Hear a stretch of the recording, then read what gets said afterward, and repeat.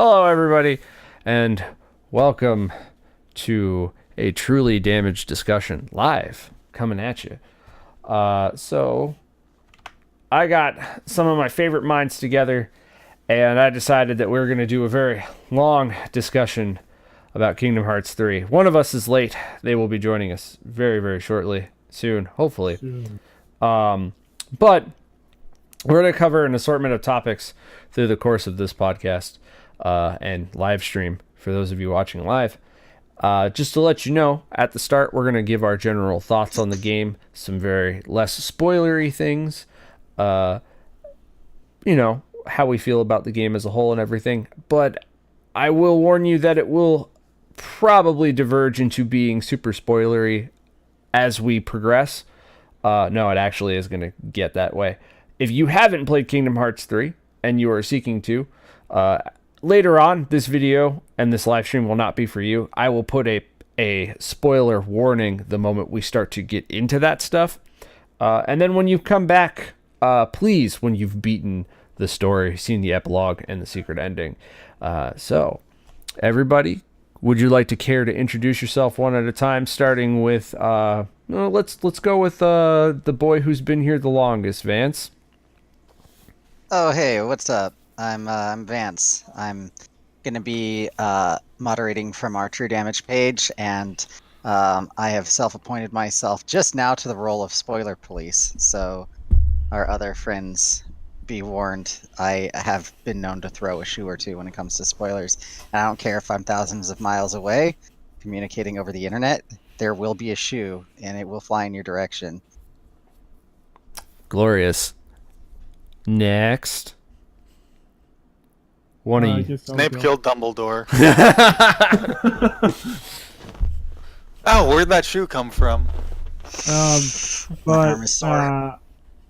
My name's Thomas. I am Zaidel2000. I like the color black. I don't know what else to say. No, don't worry about it. And I'm SmashedGameboy, also known as Patrick. And let's get this show rolling. All right. So we got to come right to it. How does everybody feel about the game? Honest opinions. I can't wait for more. Yeah, I'm definitely on board with that. I want to say that it was too short, but that's subjective. Like, subjectively, it was too short because I just want more after waiting so long and then getting a taste. But I think complaints that it's short are unfounded if you actually look at, like, the length and the content of the game. It's just me personally being insatiable that feels that way. So I think that's a testament to some level of enjoying it, if that's how I feel. I mean, I would agree with that statement. It's very we've waited so long for this game that I'm just gonna devour every bit of content that I can from it as fast as possible, and I'm going to beat the game as fast as possible because the thing I care about the most is the story. That's all I care about is the story. When it comes to this, like, I gotta know what's going on, man. Like, it hasn't been so much the gameplay for me since I would say Birth by Sleep. Birth by Sleep was the game that, like, really defined Kingdom Hearts combat for me, and I was like, oh yeah, I appreciate the combat system in this game over all the other ones. No doubt. But here it was just like, just tell me what the next story bit is. I really gotta know. How about the moments when they would give you the story, and then they go, by the way, let's go ahead and do this world instead. But I want the story. This is a part of the story. I mean, when do we get to the ride? This is the ride. Yay! And Speaking of rides, hold on. Sidebar. Speaking of rides, God. can I have an ability that just turns off attractions entirely? Yeah, Because can I get that I as hate- DLC? I'm like, I'm gonna do this rail grind. Pirate ship. No, no, this isn't what I wanted. I don't know. I have few issues with the combat in this game. Flow motion feels like it's extremely tacked on from Dream Drop Distance. It just doesn't feel like it was in Dream Drop Distance, where it was like parkour, parkour, parkour. It doesn't That's feel a like double-edged it. sword, though. It Because in Dream Drop Distance, you could abuse flow motion to the point where you didn't Yes. actually do any other combat in the game. It was literally just equip your abilities that make you go fast and super high, and you just, I'm in the air where nothing can touch me, I dive down and kill everything. I'm in the air where nothing can touch me, I dive down and kill everything. Okay, I can understand that. I mean, I didn't play as much as Dream Drop Distance as I did the other games. It's like the one game I haven't played for like all the way through for very specific reasons. But I'm not like, I don't know. They could have tried to find a middle ground there somewhere. It's not my favorite mechanic in this game. It's probably my least favorite mechanic. The situational button stuff is great, but at the same time, they just all pop up way too often. It's way too often. And you were just saying, like, the attractions just like they happen like that, like that, like that, like that, like that. Nothing kills the mood in a game like having an attraction kill 3 major bosses at the same fucking time because you were trying to activate a fucking Keyblade form change. Yeah, I mean, I got really good at like getting away from the form change, like getting away from the attractions and only using the form changes. But oh man, Yeah, you learned to mash that R2 button. yeah. And Yeah. here's the other thing that I'll give this game is like every boss arena didn't feel like the Tron boss arena from Dream Drop Distance, which is the number one Oh reason my why I God. haven't completed Dream Drop Distance is that boss room, because you don't make a circle room for a boss room on a handheld with no obstacles or anything, and then make a boss that can jump up super duper high. Yep. Fuck you, that was terrible. It was awful. It's one of the It was- worst things I've ever seen in my life. You I cannot love do the that. idea of the Rinsler fight, but in execution, yeah, it Look, was terrible. Rinsler had a one-hit kill move where when he flipped your ass over, it didn't matter how much HP you had. If you played on proud mode, you were dead. Yeah. Doesn't matter how much leveling you did, doesn't matter about anything that you could possibly do. It's just, nope, I don't care what you want. I'm Rinsler. Yeah, I will say that like the summoning in this game was better than in previous games. I don't think I Yeah, it was It was collected. more interesting. Yeah, I don't think I collected all the summons either this time around, but I really enjoyed a couple of the I don't know. summons. Honestly, I Ariel don't murders think there's. people. I don't know if there's a way that you can not collect all the summons. I am in agreement up until they gave me Stitch. Stitch was not very good. I disagree with that statement. Stitch is actually really good and super fun if you know what you're doing. Yeah, but I'm gonna that's like, also I feel like I would have liked Ralph better if I had. yeah, that's me. I'm like, man, I don't really like Ralph. Ralph is cool for being in the game, but I'm not a Wreck-It Ralph person. I don't like that summon. I feel like he should have been breaking all the Heartless with his hands rather than making those fucking walls. Yeah, I feel like he should have just been like punching the ground and stuff, like the weird build the walls and then blow them up and they activate in a certain order.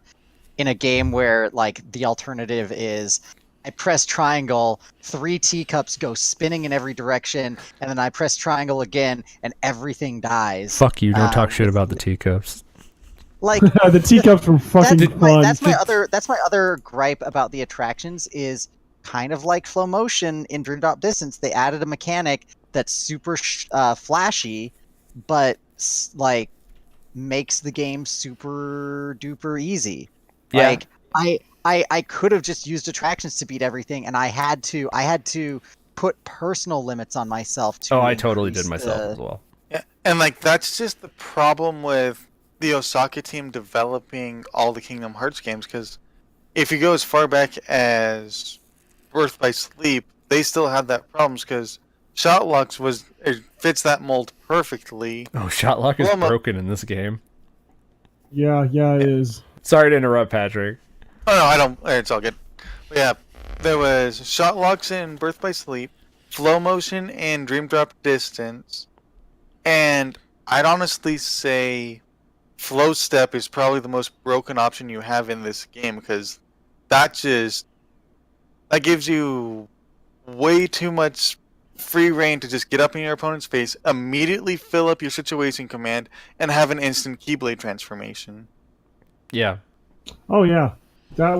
I had figured that out randomly, and I was just like, "Are you fucking kidding me? I can do this? So I'm just gonna fill them all up for a big fight." Yeah, no, it's Also, Ariel fucking murders everyone. And Ariel I love it. shreds. Ariel shreds super hard. If you know how to play with Ariel, oh my god. Patrick was helping me get through some of the battle gates, and he was just like, just use Ariel here. I'm all like, are you serious? He's all like, yes, Ariel's broken as hell. And I was like, okay. I did it once and I was all like, what is going on? You know what got me through the battle gates? Simba. Being level 99 with Ultima and just Ultima. laughing to their face. I'm like, I don't. The two things I haven't done in this game yet, be level 99 and get Ultima, because I haven't, like, I've taken a break from playing it to play other things, like I had Suitor. Ultima. The moment I got Ultima, I decided to redo the final boss, and I got through phase 1 in 30 seconds. Yep. Like I timed myself with that. Like that was just bad. That's what I did after I 100% everything else. I went for the final boss with max completion so that I could have that completion screen, and then I got screwed over because I guess technically there was one thing that I didn't 100%, but I don't know how you would 100% it more than I already have, aside from one really small thing that is super weird, and I don't want to get into it because it involves discussing specifics to a special battle. So Yeah, okay. We can avoid bring me back that to for now. that later. Yeah. Also, I'll be right back. All right. So how did you guys feel about like gummy ships in this game? I'm actually really curious on everyone's thoughts on this. Big because improvement, in my opinion. Yeah, I enjoyed the gummy builder. I really don't like that specialty ships can break your point limit cap. So you have like specialty ships that are really cool, but if you want to build something that complex and cool looking, you're countered by the gummy limit. And there's abilities that you can use to counteract that. Mhm. But they require you to give up your teeny ships, whereas the blueprints, you can use like a 2,000 point ship and then, or a 20,000 point ship, whatever it is, and then I forget what the point scaling is, but then immediately turn around and equip 2 teeny ships as well. And so I found that to be broken because it's like, okay, so I'm basically being told, don't use my own ship, don't be creative, use one of the special ships because you'll get more bang for your buck. That's unfortunate. I didn't dive too deep in it. I I can tell you did. Everything in this game I dove So, way deeper than I had For to. me, when it came to the gummy ships, like I enjoyed the fact that it was like free roaming. The change for that was really awesome. Going into on the rails when you were fighting stuff, just like it's on the rails when you're playing the original verse too.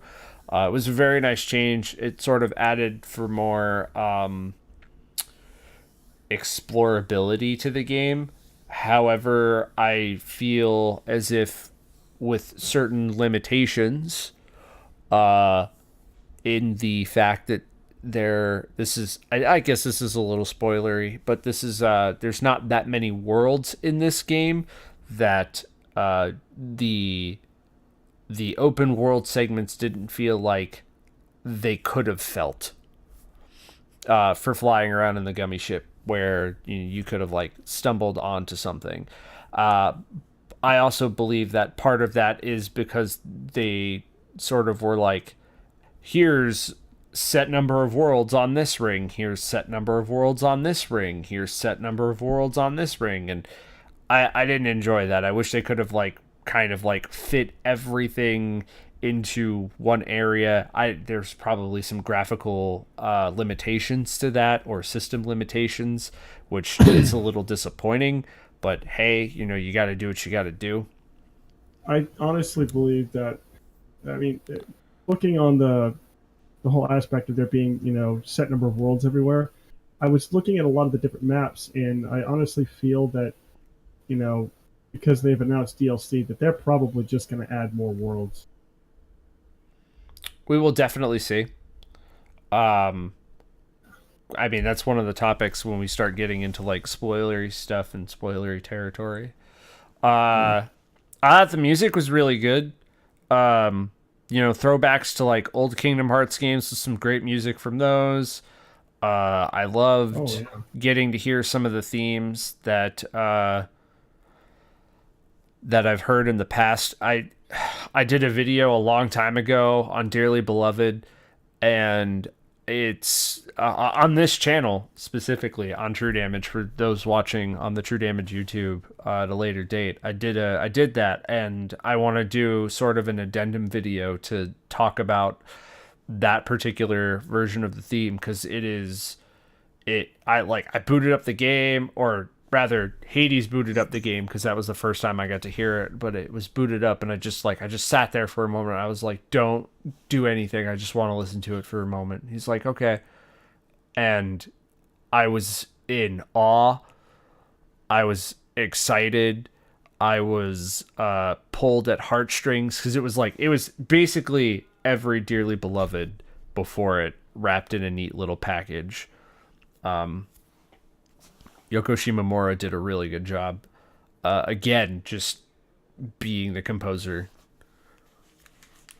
So I really, really enjoyed the music. Yeah, the music's always been a big issue. I was kind of on the fence at first about their opening and closing songs, but after actually playing the game, they fit so well. I'm the same. I really didn't like Face My Fears at all when I first heard it. I was like, I'm not a fan of this song. And then when I finally got to watch that, I was like, you know what? It goes better with the visuals. Like, with the visuals there, it means something more. Don't Think Twice, though. I loved Don't Think Twice. From the first moment I heard it. I prefer the Japanese version, Chiaki, because if you read the direct translations of what the song Chiaki is, it's more of like a wedding day and a wedding vow, which is beautiful. It's a mastercraft piece of work by Utada Hikaru. She did amazing work with that song, and I love it. I would die to have an instrumental version of it played at my wedding. I love that song so much. Yeah, I really I'm a big, huge music person, so I really love the music for this game. Yeah. It's really fuck that's fair. Where the fuck did Patrick go? Graphics look really good. He said he was going to be gone for a moment. I know. It's been more than a moment. I'm just busting his chops while he's not here. Graphics were really good in this game. The game looks really pretty overall. Yeah. I find whenever I listen to music in the car, I'm very picky, but whenever the song comes up just randomly, I have to leave it on. Yeah. Play it till the finish.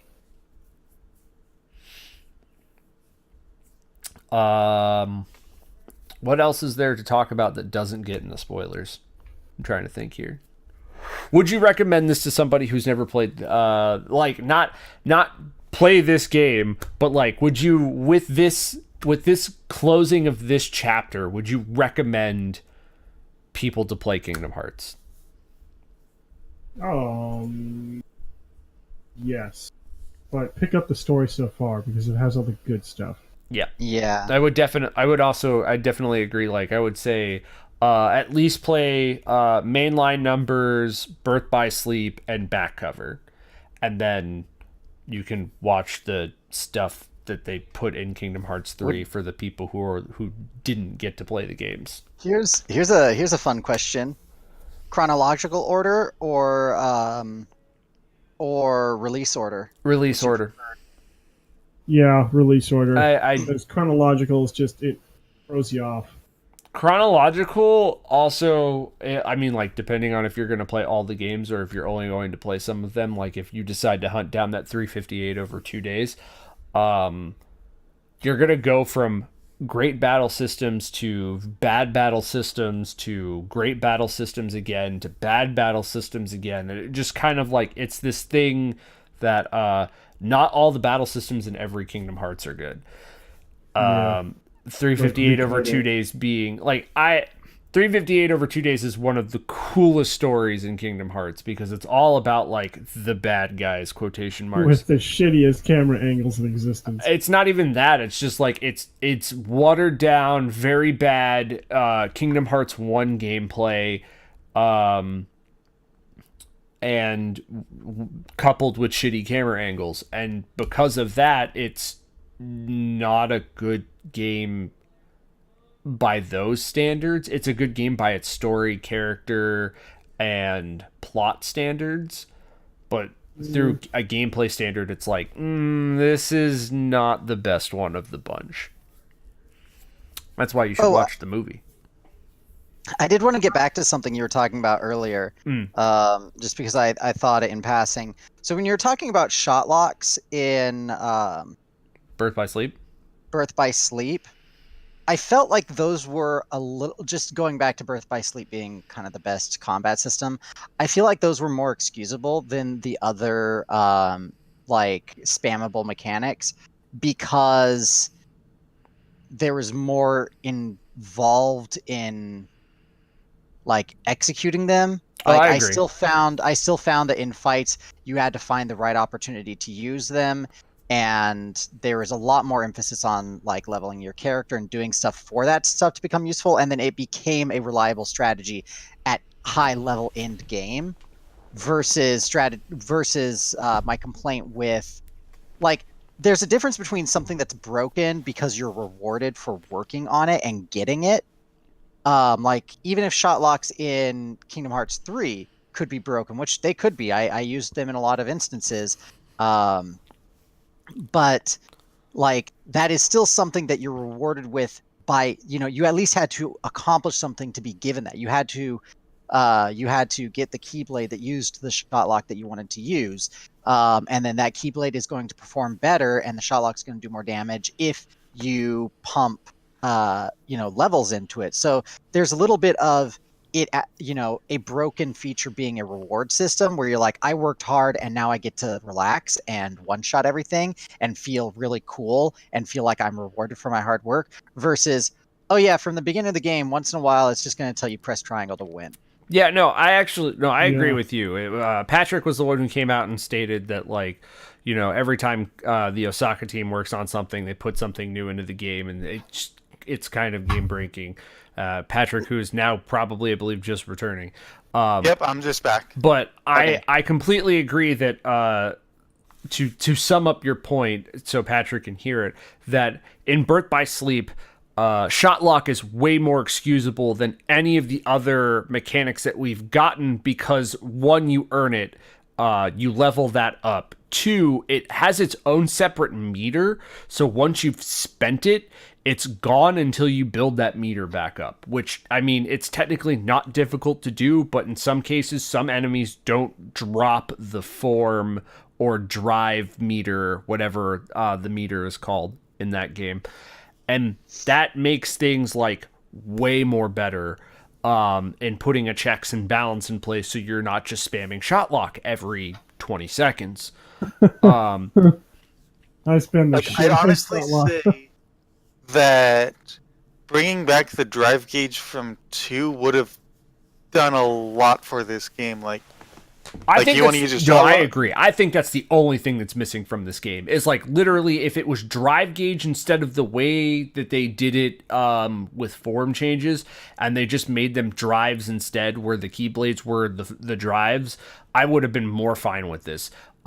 Yeah, like you want to use, like, say, Hyper Hammer while using Favorite Deputy. That's fine. It's going to cost you It's going to cost you 2 bars to go into the hammer, and then it's going to cost you an additional 2 bars to turn it into the drill claws. You want to use second form? Boom, 3 bars, done. You want to use a shot lock? Boom, 1 bar. You want to use flow step, which is completely free, and it's absolutely dumb that it is. That's going to cost you half a bar, or even 1 full bar as well. Yeah, no, Like- I think Kingdom Hearts 2 had the better sort of like checks and like the balances situation. mechanics, but I feel like Birth by Sleep just is the better combat in general. But what were you saying, Vance? Sorry. I was gonna say I like the situation from commands from Kingdom Hearts 2 way better than anything else. Agreed. Because they're literally they're situational based on what the enemy is doing, and it got to the point where, like, at first you're pushing triangle when you see the little green thing pop up, and then you get to the point you get trained enough that you stop looking at that and you're like, oh, the enemy's doing that move, I can press this now. Like, Yep. and it became a thing where it trained you to be responsive and really pay attention to the enemy's attack patterns versus just, oh, you fill the gauge and now you can use this because the situation. Why is it called a situational command? Well, because in this situation you fill the gauge. Yeah, no, I really liked it. And 2 more than I liked it in this. This is this is like no beat on 3. 3's No, combat we're is just still really fun, but like to compare it looking at to what was done well. in a retrospect to compare it to others, it's it has its faults. I really would have liked a critical mode in this game. We are getting a free update for critical mode, Yep. which thankfully we are. Or thankfully we're getting that, and thankfully it's free. And also, Nomura was talking about how they want to do more for critical mode other than just changing damage taken and damage given. Yeah, like actual AI attack patterns and stuff would be good because Oh, please, yes, I because have- I can tell you right now that even with critical mode, I felt like you could just beat the shit out of fucking Dream Drop Distance because of the drops. Or sorry, its battle system alone made it so that up in the air, drop down again, and kill everything like you said before, Yeah. Vance. Yeah, Dream Drop Distance is Yeah, Patrick said literally that. flow motion and balloon the game. Yeah, it really is. So when I was playing Kingdom Hearts 3, I died once in the entire game, and it was on the pirate ship because the pirate ship had different mechanics, and it's like, hey, here's this thing, and here's the situation that you're in to dodge spoilers. Again, I can revisit this later, but essentially, this thing pops up in the game where you're given this new set of commands and controls Yep. for this world, and that And I think if we're talking that about cost me. Also, it's because you have to level the ship up, and I wanted to explore because they gave you the ability to explore right away, and I went into an area that had one of the super big ghost ships. Oh God. So like with a level 1 Leviathan, there's nothing I was gonna fucking do to live through that encounter. I Actually, yeah. Can I get a word in to ask you guys something? Yeah. Can we all be in agreement that Disney Worlds should be, or that if we're talking about a Disney World, it's okay for the spoiler-free discussion that we're having right now because nothing really happens in the Disney Worlds, so we should be free to talk about it. Yes, they do. Yes, they do. I Disney would World- say yes, so long as you don't like talk about the plot of the Disney worlds, because while technically, in my opinion, quote, nothing happens. But like the I can tell you.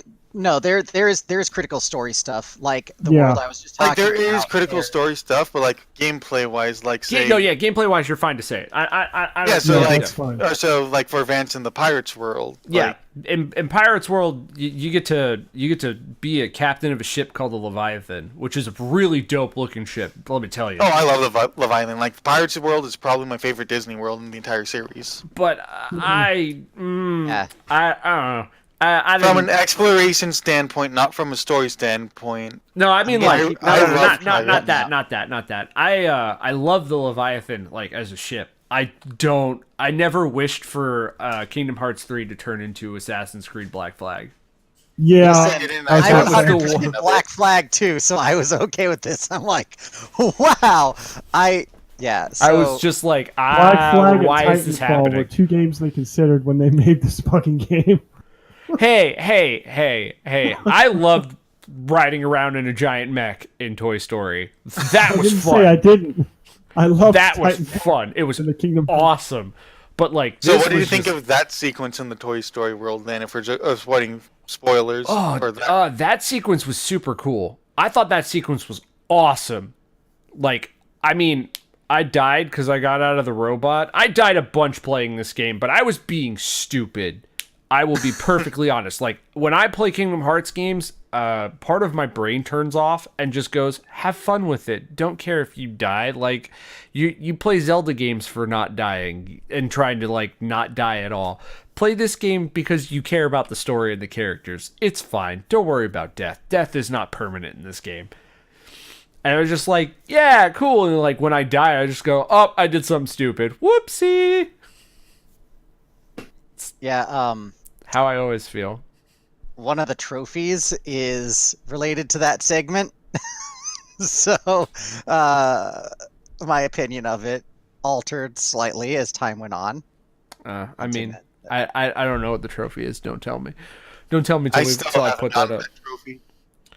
Like, I was 10,000 points away from getting the trophy. I think you're talking about, Vance. I was 10,000 points away, and I haven't gotten that since. There's some things that when you like take advantage of them, it's like, oh, that gives you bonuses and multipliers that make it way easier to hit the points that you need. But yeah, it was interesting. Same thing with the freaking dancing in Kingdom of Tangled Corona. Yeah. Oh, I got that was my first honestly, try. Really? That Yeah. honestly, that one was the one that took me the longest. But that's just because I didn't understand. Like, Oh, I did was not doing it understand that shit at all. Oh no, was I had doing it rhythm. wrong, like, I had rhythm games stuck in my head. I was playing Project Diva in the hours before Kingdom Hearts 3 came out, so I was ready for rhythm game stuff. well, no. So my thing was I wasn't paying as much attention to chains. Like I was initiating the big flourish that you can do. Yeah. I was initiating that as soon as it became available, and it turned out the better strategy is just to get a maximum chain as long as you can and use that at the very end to completely have a max chain, and the multiplier you get from a huge chain is better than activating the big dance at a single point, because that gives you that cuts your chain off once the dance is over and it starts a new chain. Ladies and gentlemen, for your ears and your ears only, minigame strats for Kingdom Hearts 3. Yeah, okay. No, dude, I mean, like, that's super cool. Like, I don't know. I wasn't paying attention to the minigames when I was playing them. It was just all like, oh, yeah, let's do this. What like- mini games? What? What Ones mini you need to do games? for trophies. Okay, but, like, there's a set of minigames, like the dancing minigame. The Classic Kingdom. All right, the Classic Kingdom stuff is minigames, but here's one thing that isn't minigames. And if they do this next time, they better do it right. The Ratatouille cooking segments are garbage. Flat. This looks like a good spot to fucking find some garbage. ingredients. It's not even the finding the ingredients part. Fuck that. No, it's What? not that. What? It's A lucky it's a emblem. 5 fucking second mini game where you do one cooking thing and you have to do it really fucking fast or in a really specific way. Fuck that. It's stupid. Did you finish the entire menu? No, I didn't. Okay, No. so there are things that require the flans, special fruit ingredients, and they're on the special menu, and they are freaking they're difficult, really really unfortunately difficult to the But, point but like, where is it still? not the flan mini games themselves. The cooking of them? The cooking of them. Okay, but like, is it difficult and still a one task thing that's done in the first 15 seconds? No, or it's the exact same mini game. It's just like, hey, you know how on the pepper shaker you just kind of have to be close to perfect? No. For the fucking fruits, there's like 2 pepper shaker mini games. These are the ones that give me the most trouble, where you have to 5 times in a row get a perfect button press. But I only had to do it 3.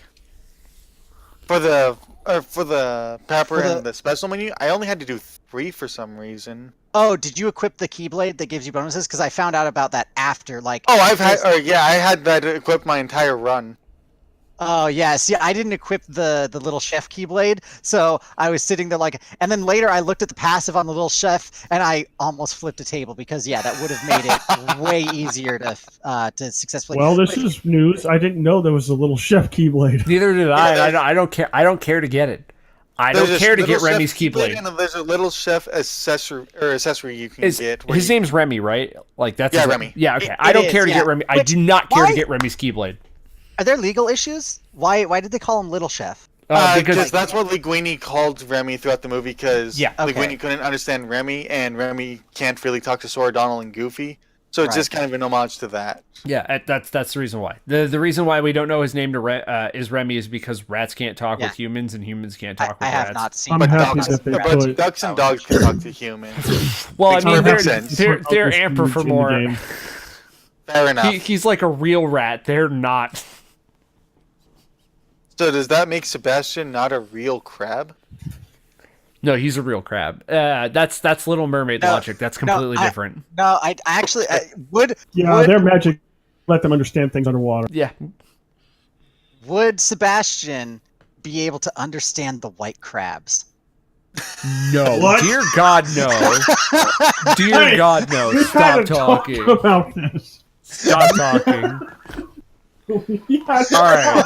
I bring up All right. the important issues. All right. Is there anything anybody else wants to discuss that has no spoiler connotations at this time? Yeah. We're So kind of I had a feeling. Stuff, I had a feeling that I got in Kingdom Hearts 3 that I also got when I played Fragmented Passage.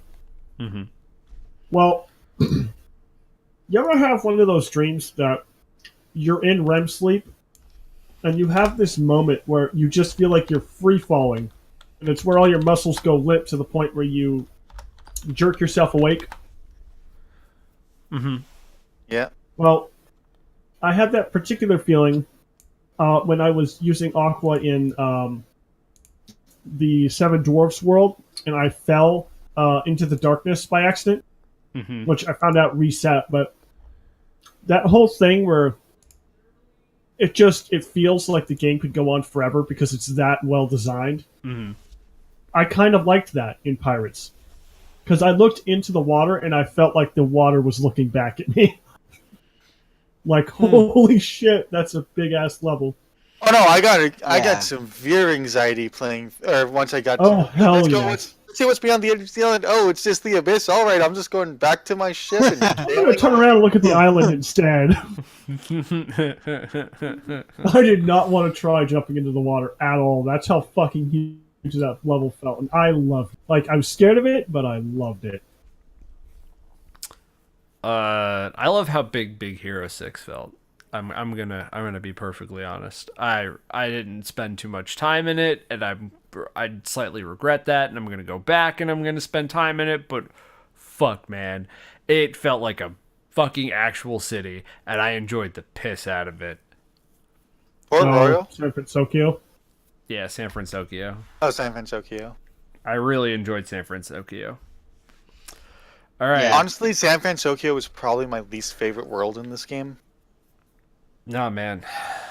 Arendelle is my least favorite world in this game. Arendelle's a close second. We're gonna get Arendelle, Tangled, and Pirates are my least favorite worlds in this game, but we're gonna get to that in a second. Anybody else want to talk about anything non-spoilery before I put the spoiler alert up? When they ask you to get fucking photos for a mission, of a place that you weren't allowed to go back to until you went back to the world itself. Fucking Arendelle, asking you to get photos of fucking Olaf and Elsa's ice castle, and Yeah, you could and you're yeah. because it kicked you out. Ugh. Yeah, you're like trying to. There was a couple instances like that where because I'm a completionist, I was looking at tasks and I'm like, what can I do while I'm on the road so that I don't have to come back and do this later? Because my whole thing is, I like the way that I play completion runs is I try and do everything as efficiently as possible, where I get the stuff while I'm there. Of course. Because I really like doing the things where I'm like, ha ha ha, I did all this. The game expects you to go back and do this, and I managed to do it, at the time, and that made me end up at the end of the game being kind of overpowered, and I felt cool. Like I like putting a lot of work in at the start so that I have that payoff. I really like that effort and payoff cycle. Vince. Yeah. So you could have done nothing and still been overpowered at the end of the game. Oh yeah. But still, like, just the way I play games in general, not just this game, is that thing of like, while I'm on the road, I'm going to be trying to find every little secret I can, and anytime the game says go that way, I'm going to go every other direction it lets me go before I go that way, so that I can, find that thing that, a lot of people don't find out until, 3 stages later, and they're like, oh, I got to go back and get that thing, and it's not as useful then as it would have been if they'd found it earlier. So that's my mindset. And so yeah, when you have those photo quests and you're like, okay, when am I going to get an opportunity to actually snap these pictures? What and then you find out that it's actually engineered to force you to go back. Like, yeah, I will say I did like the fact that you got Elsa's snowman instead of fucking Olaf. Yeah, Marshmallow was fucking cool. Yeah. Also, like, go ahead. Go ahead. Oh, I was just gonna say, I honestly, I don't like Frozen. I don't care if people do. I have feelings about that movie, and stuff. I just don't think that it's a good movie. But I honestly, even having that opinion, like, found myself kind of stepping up to the plate to defend the level itself when people were bashing it about certain things that it's gotten hate about. I'm gonna not say anything until I put up the spoiler alert. Are we good for me to do that? Yeah, I think we're okay to start spoiler territory. All right, here we go. It's gonna get resized and it's gonna get moved to the center of the screen real quick. Give me just a moment. Okay. Hey, from this point forward, you are listening to Kingdom Hearts 3 spoilers. If you don't want to, leave, go play it, and then come back. We'll be here waiting. Bruce Willis was dead the whole time. No, that is not a Kingdom Hearts 3 spoiler, and don't spoil other movies that people haven't seen for fucking, like, decades. Anyway. It's funny hearing Ian go on like that when he hasn't, like, 100% doesn't know. He doesn't know the secret. What secret? Oh, nothing, just... Whatever, shut up. Anyway, it doesn't matter. Anyway. You haven't seen the movie? I've seen the secret movie. I've seen everything. I'm trying to legitimize the Bruce Willis thing. Can we talk about the secret movie first? Yeah, can we talk about Mom? Because I hate Mom. I'm so sick of Mom. Mom is like the worst character in Kingdom Hearts and also the best. Why do I hate him? Because he's fun to hate. He's such a dick. He's such a dick. Wait. I have to go dig up. All right, so Mom is the abbreviation for Master of Masters. MOM. That's the reason why I call Master of Masters Mom, because it's just easier to say. It's also funnier because he's basically he's a piece of shit. No, that's not Lushu. No, it's not. It's not. Oh, you're talking about that. Okay, so yes. Yeah. I thought you were talking about the secret movie, not the epilogue. Oh, so we're talking about the epilogue first, then secret movie. Then okay. Yeah. Okay, so secret movie.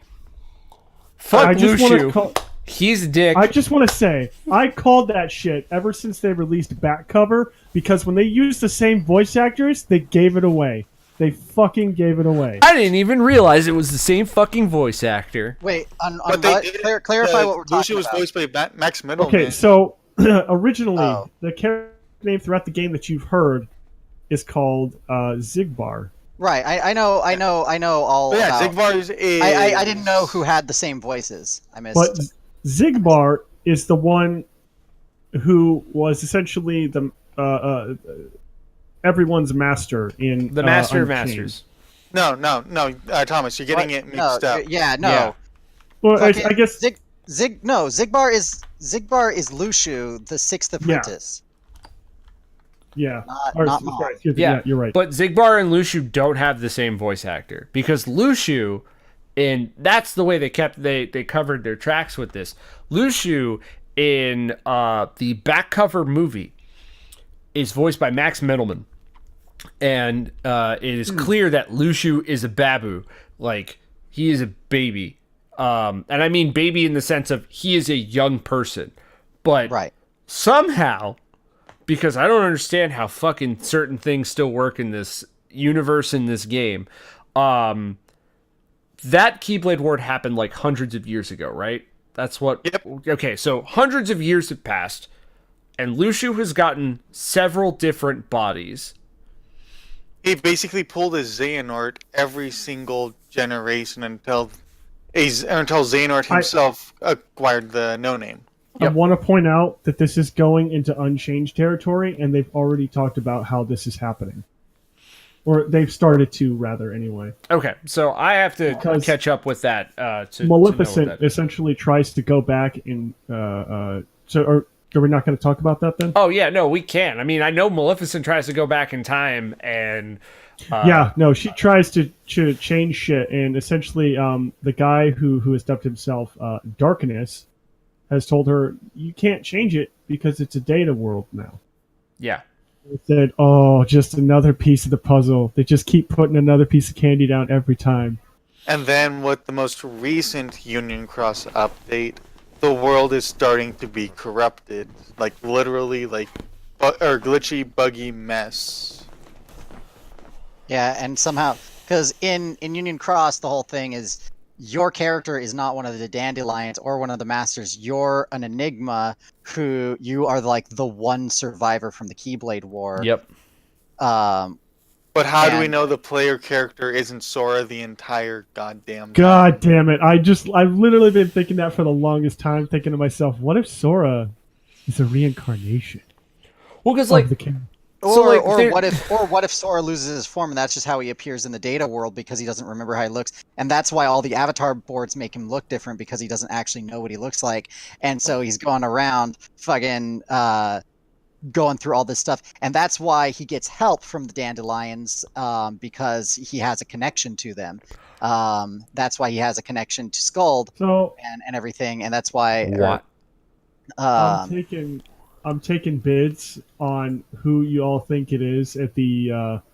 You know how you go to the last world, Yep. or I guess it's what it's called, and there's a secret scene that you can miss. Yep. Where you talk to There's the Yeah, two you of have to them. talk to all the hearts. Yeah. Well, the whole deal is I'm taking bets right now. Who do you think it is, Strelitzia or Ava? I'm guessing Strelitzia. Because we don't really know what happened to Ava, do we? Do they have, we don't. Have we found out the credit to the voice actor to who that heart belongs to? Like It's the completely voice. independent from anyone. No. So what I'm saying, like, do we know who the actress is? Oh, the Who actress played for that- that nameless star? Oh, Yeah. you're trying to find out if it is Ava. Okay. Because here's my theory. They If are it's not the same person, I can tell you that for a fact. okay, so it's not Ava. It's not. No, it's more than likely Strelitzia. It's got to be Strelitzia. Because Strelitzia is the new. Strelitzia is one of the 5 dandelion masters who gets. Strelitzia I know we're in was, spoiler territory. She Dan- gets fucking murdered. Yeah, most likely. She gets by- straight out she fucking gets murdered. she gets geeked hard. She gets geeked hard at the end of fucking like regular Union Cross, right? Yeah. It was a big deal because it's like they made you love this brand new character, and And then she's she just like, gets "Yeah, I'm gonna do fucking things." murdered. She gets fucking murdered straight out of the gate. And it's like, Also, what the so hell? while I'm going to take a detour because we originally said we were talking about secret movie, and then we can. We were talking about epilogue and then secret movie. Yeah, Oh, are we? Okay, we're, okay, we're okay. on the epilogue. It's like We're on we're epilogue. we're tying things into the epilogue. Because I have some I have some theory crafting stuff that I'm big on. We're kind of touching on it, so I'm just gonna lay my cards out there now, Go for it. and then go into a little bit more with secret movie. But I've considered, I think I told somebody this, but I've considered the possibility that mom is Sora, because who is going to put everything into action, and part of that stems from what he says to Xehanort at the end, where he's like, I've learned that, you can't control destiny, you have to trust it.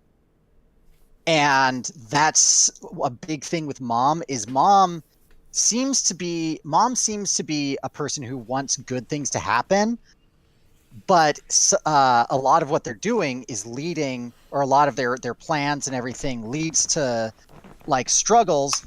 And so part of my theory there with mom is that, and also just the way that mom, now given voice actor difference, but the way that mom acts, just kind of like the joking and the prodding and like The pride. oh, is that true? Yeah, we'll see. Like the joking nature and the confidence that, don't worry, everything's gonna turn out all right. That like how Demix presents himself. But that's the other thing. So when I saw Demix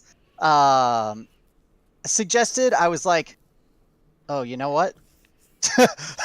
Oh, okay. That, like, so that my thing was Sora disappears at the very end. Like, yeah. Demix disappears. His whole thing is like, I love how meta that is too, because they're like, Demix, you're so under the radar, you could disappear and nobody would know.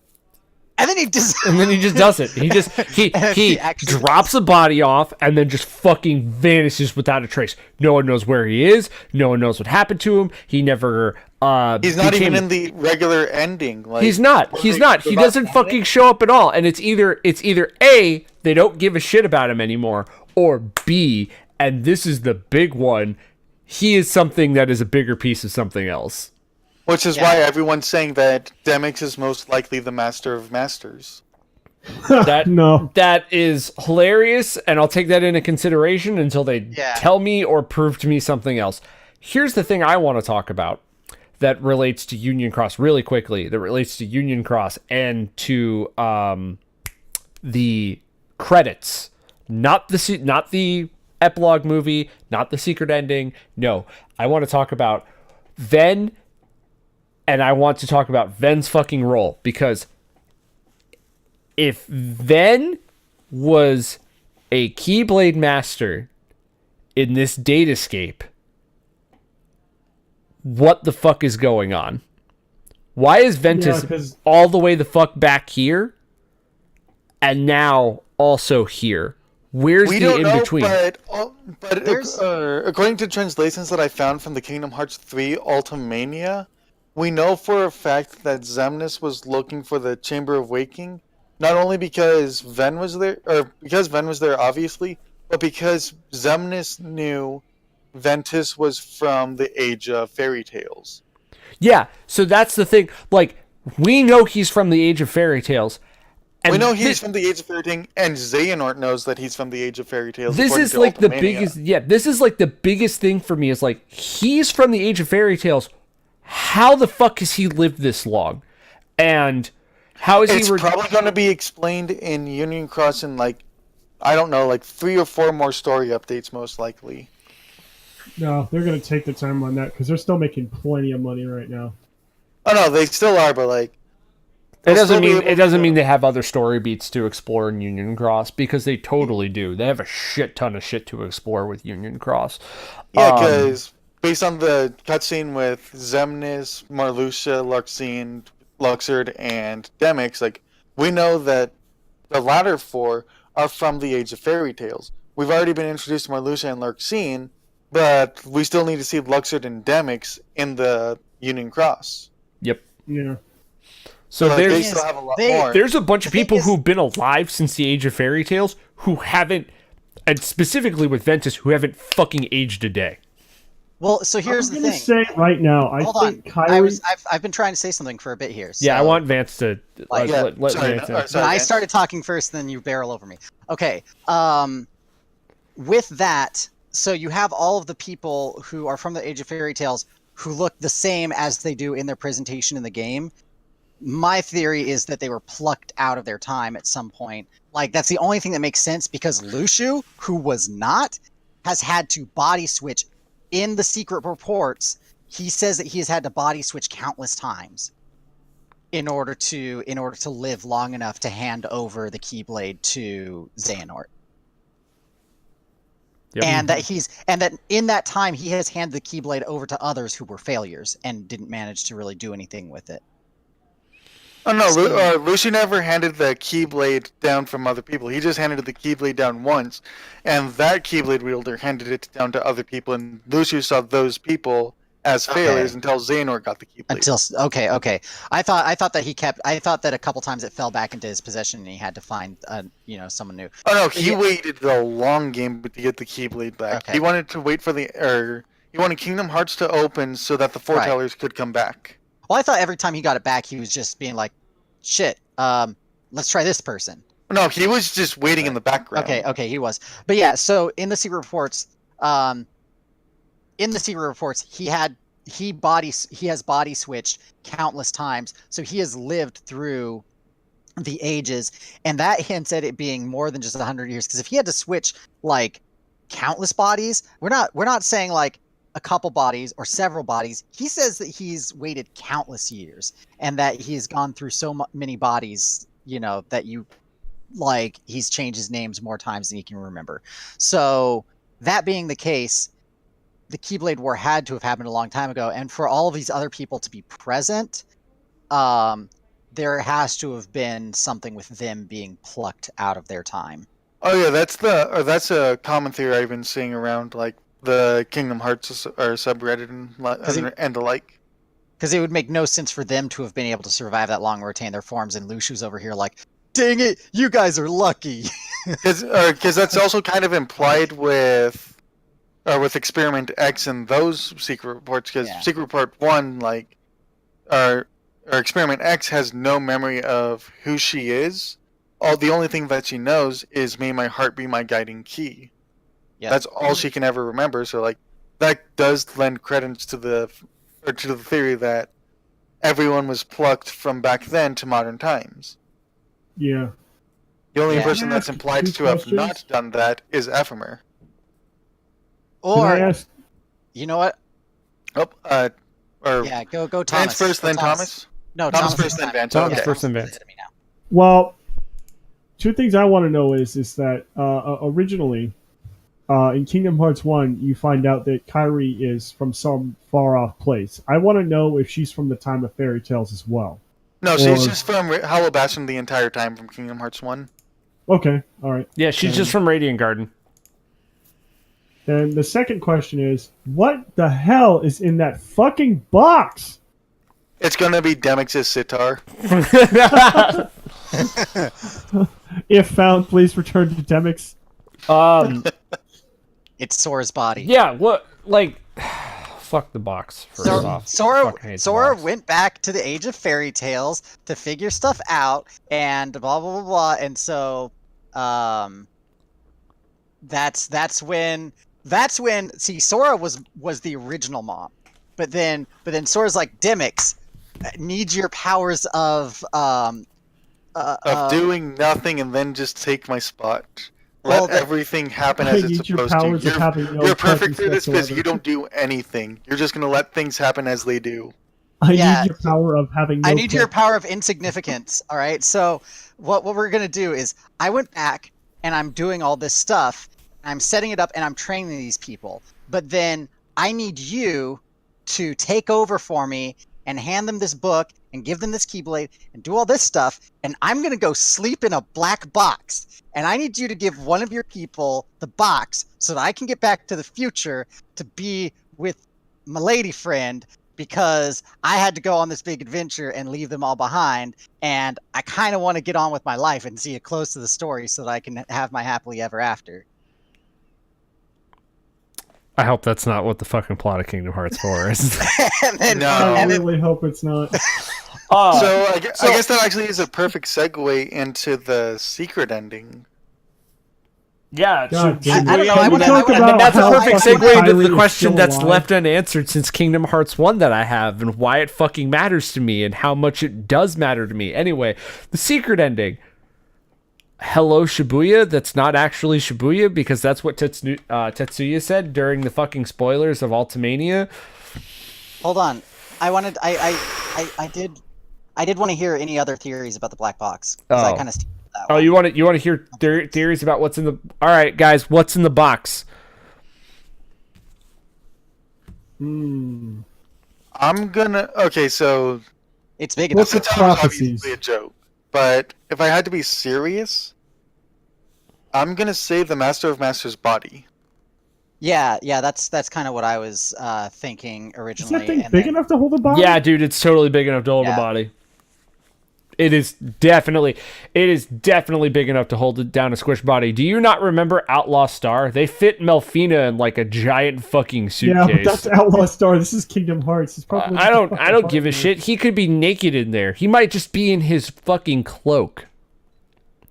Right? He don't need clothes. box He's in a is box. Kingdom Hearts. No, the box is not. No, fuck no. Dear God. I just want to say this fucking game. It ended the same way it started in Kingdom Hearts 1. You go and try to find Kairi, but then apparently when it ends, it's like, hey, Kairi's back and she's waiting Oh. for you at the island. It's like, what? Hold They up, didn't hold up, explain hold up. anything with the secret ending. Hold up. I want this to be perfectly clear. Kingdom Hearts 3 ends exactly as Kingdom Hearts 1 did. You are trying to reunite with your friends. It's not just about Kairi. Riku's there too. Let's be honest. Riku and Sora have more Let's of a be honest. connection Riku was than sitting Kairi alone. and Sora ever had Riku and was ever sitting will. alone Because with him. Kairi Piece of the heteros at the very end. Kairi has no personality. Who's the best female character in this series? And tell me why it's Aqua. I'll wait. I was gonna say Olette. Shion has more of a fucking character than Kairi does. Namine has more of a fucking Well, no, character no. than Kairi does. And don't tell me no, disagree. because she totally Ava. does. Ava all the way. I would say Ava, but Ava's only been in a mobile game and a movie, whereas Aqua has had the most heart-wrenching story out of all of the female characters. I look at her and go, I just want to protect you. You deserve love and freedom and happiness, and not this Date with bullshit. Zack. No. People wanted that so badly just for Zack to show up. Like, hey, I'm ready for that date now. That was the worst thing with this game. No Final Fantasy characters. I understand that it can now, that the quote series can stand up on its own before we get more into the secret movie, but holy fuck, it is awful for you to just outright remove them and not slowly take them away, because that's not what happened. It didn't feel like they were slowly taken away at all from the mainline games. You could slowly take them away from the mainline games and the game will hold up fine after that, but not going to Radiant Garden at all, not seeing what Squall and the others are up to, not having a Sephiroth boss battle as one of your secret boss battles at the end of the game, which, I mean, like, I'm not a Final Fantasy VII person. Ask anybody and they'll tell you I hate the game, but I like fighting Sephiroth in every Kingdom Hearts game that he's available to be fought in the mainline games. He should have been a playable boss battle. And if I like that's having DLC, I'll multiple. be happy with that. Yeah, I want multiple final after game content boss battles. I know we only got one, but it's not And enough. it was terrible. Yeah, that It that was not boss fight. challenging at all. I love the design of the Heartless, Yeah. but he was just too easy. Like, I never had to or switch off of Kingdom Key the entire playthrough. Ooh. So, Speaking of which, very I'm useless to play that fucking stupid mini game on the phone because they gave you the Starlight. yeah.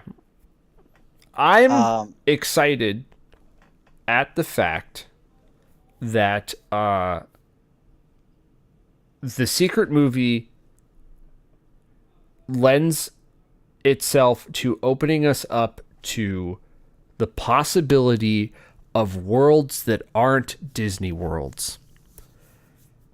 And Yeah, I'll be specifically or Square Enix worlds, yes, because the and exact quote from Nomura for like where Sora ended up, we promised Neku that we'd return to Shibuya and Dream Drop Distance, but this time it isn't directly connected to it. It says this one is a Shibuya in a different reality compared to the real one. yes. So I'm excited for that.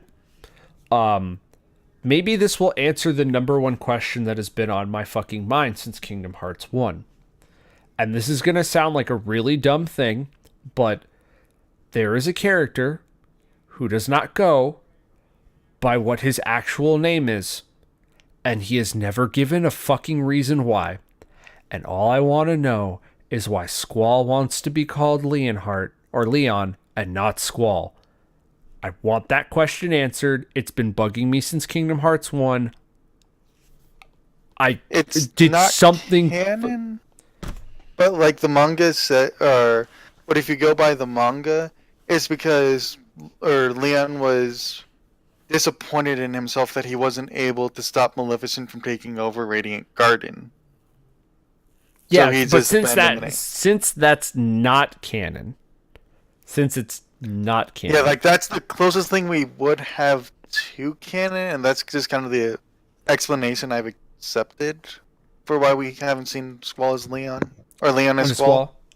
The reason why I want it answered is because it is something of that is sort of a throwaway line in the first game. Because you go, wait, why is that a thing? Like, I played Final Fantasy VIII. I know exactly why it should be a thing. Why he should be saying, like, oh no, I call myself Leon now because I'm really fucking pissed off with, like, 2 things that I let happen.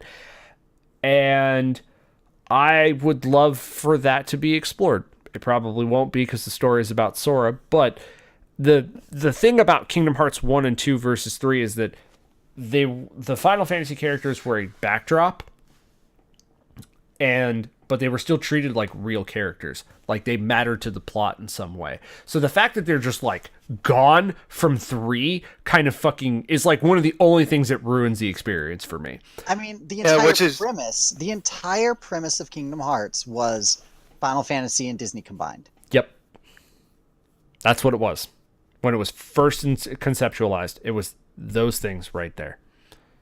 And now that Final Fantasy wasn't on record for saying that the only reason why there was Final Fantasy characters in the first place was because he couldn't think of any NPCs, and they already had designs ready from the Final Fantasy games to put into the game.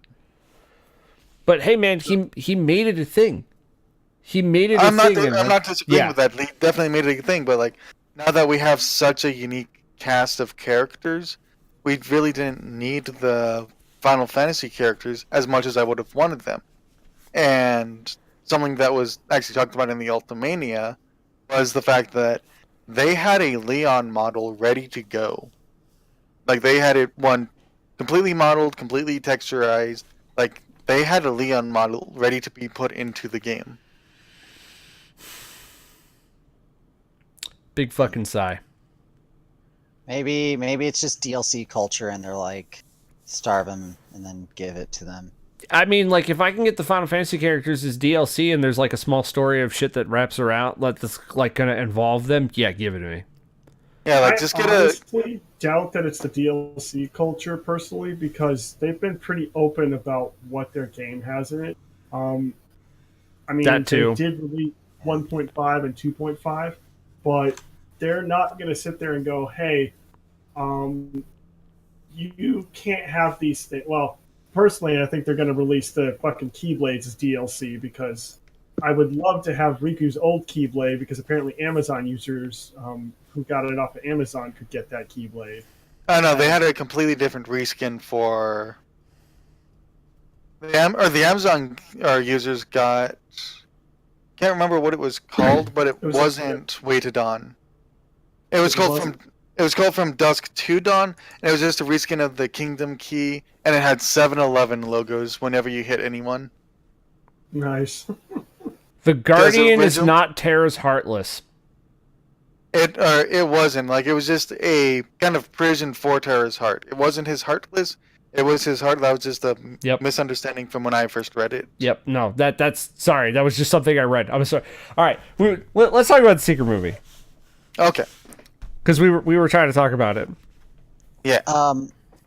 Yeah, and there were some other things that like we've kind of flown past that had things that I kind of wanted to mention, but I don't remember what they are. We'll definitely get back to that. Yeah, so we might need to circle back to some just general discussion. But we will. Starting with the secret movie. So the whole thing, here's where I have my whole spiel that I was talking to a friend about. So first off, you've got characters that bear resemblance to other characters. And from the beginning, I was like, there's way too much production value put in this cutscene for Verum Rex for it to just be a throwaway for the Toy Story world. That's not all, though. So you have Yozora, who looks like Riku.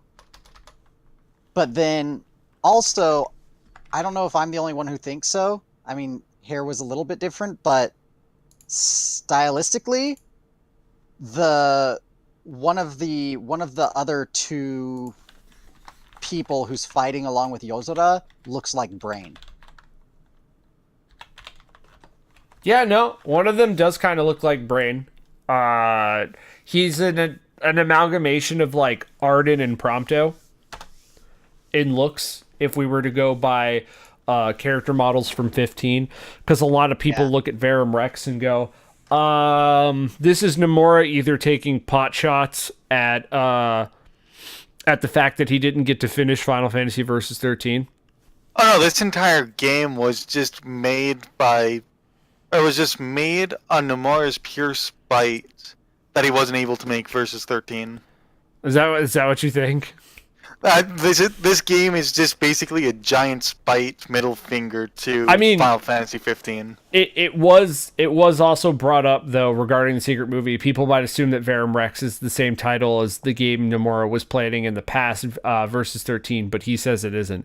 Now, he may say that, but I don't believe him. I don't fucking believe that man as far as I could throw him.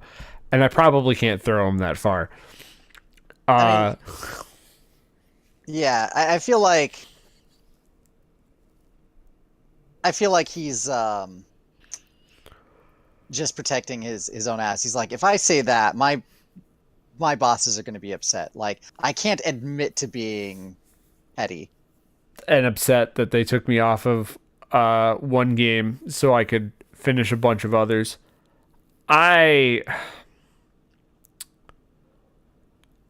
All right. Slightly non-spoiler, but in relation to this discussion, I think Kingdom Hearts 3 did Final Fantasy 15 better than Final Fantasy 15. Easily. And if you want to know what I mean by that, the structure of the games are relatively the same. To where you are sort of allowed to do whatever you want up until a certain point, and then you are brought into you are fixed from here until the end of the game to play till the end of the game, essentially. And I beat 15 like 2 weeks before, or like 2 weeks before I was able to go grab Kingdom Hearts and play Kingdom Hearts 3. I'm glad that you say beat 15 and not finished 15, because the truth is nobody's finished 15, not even the people who made it. And not even, yeah. Oh, that was awful. And I mean, like, the people are never going to finish it unless the 14 director does what people are saying that he might do, which is finish the DLC like it's supposed to be finished. It's such a different Final Fantasy game, and I feel like this is in a way such a different Kingdom Hearts game than the past Kingdom Hearts, but I feel like this is a better representation of what a different Kingdom Hearts game looks like versus what a different Final Fantasy game looks like. And I say that partially because, oh my god, I nearly hated the story with the burning passion of 1,000 Suns, except for like three things. I actually, I shouldn't say hated. I was uninterested. Things happened. I was just like, I don't care. It's like I should care, and I don't. But like, it's like you're on the car ride to your destination, and you're being forced to look out the window at this story that's going on. And you're like, I could probably find something better to do on my phone right now, but I don't want to waste the battery, so I guess I'll just watch what's going on here. yeah, I couldn't care about that stuff, but like, had somebody in chat. yeah, that was my that was a friend of mine. Okay. Yeah, no, Okay. I sent her a message outside of that. I'm sorry I missed her stuff, and yes, my alerts are borked right now. No alerts. I have to redo alerts. But yeah, so I do not like at all whatsoever the way that story portrays itself, because I couldn't be asked to be invested. And I was invested when I first started playing that game. I was enjoying the hell out of that game. At some point, the game just goes, for me, it just went, no, I don't care anymore. I care about finishing it, but I don't care about the actual story. Whereas, hey, Will with 10 bits, thank you for the bits, boy, we love you. I do, however, I cared so much about the beginning, middle, and end of Kingdom Hearts 3, the epilogue, the secret ending, and especially the secret ending, because it felt more like a wonderful love letter to what it is. Final Fantasy 15 feels like it's writing a eulogy to a series, and I say that because of very specific scenes in Final Fantasy 15 that make me believe that they don't want to make another one.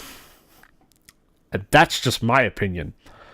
But I think the Secret movie as a whole did a great job of stirring up confusion, stirring up questions, and then making me hate Mom way more than I thought I was going to hate Mom for just popping the fuck back up. That does bring me to something that I was going to mention earlier. Because Mom, I remember the scene where Mom puts his hands up to the moon. Yeah. And makes it shaped like Kingdom Hearts. I'm wondering if we were talking about all of the people who wound up from the Age of Fairy Tales to now. Mm-hmm. I'm wondering if that has something to do with exposure to Kingdom Hearts during the Keyblade Wars.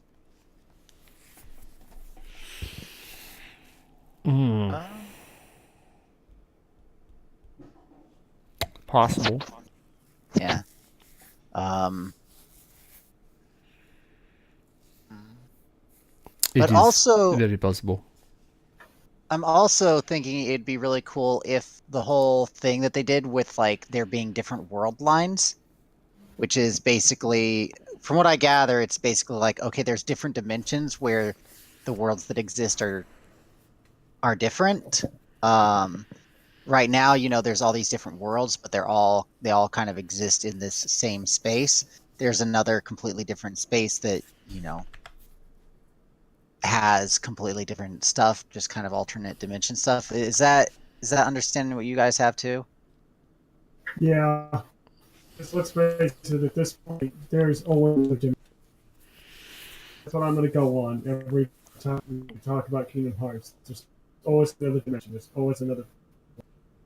I mean, we'll call the beginning point Kingdom Hearts itself, and the end point the last world, which is where we saw Chirithy.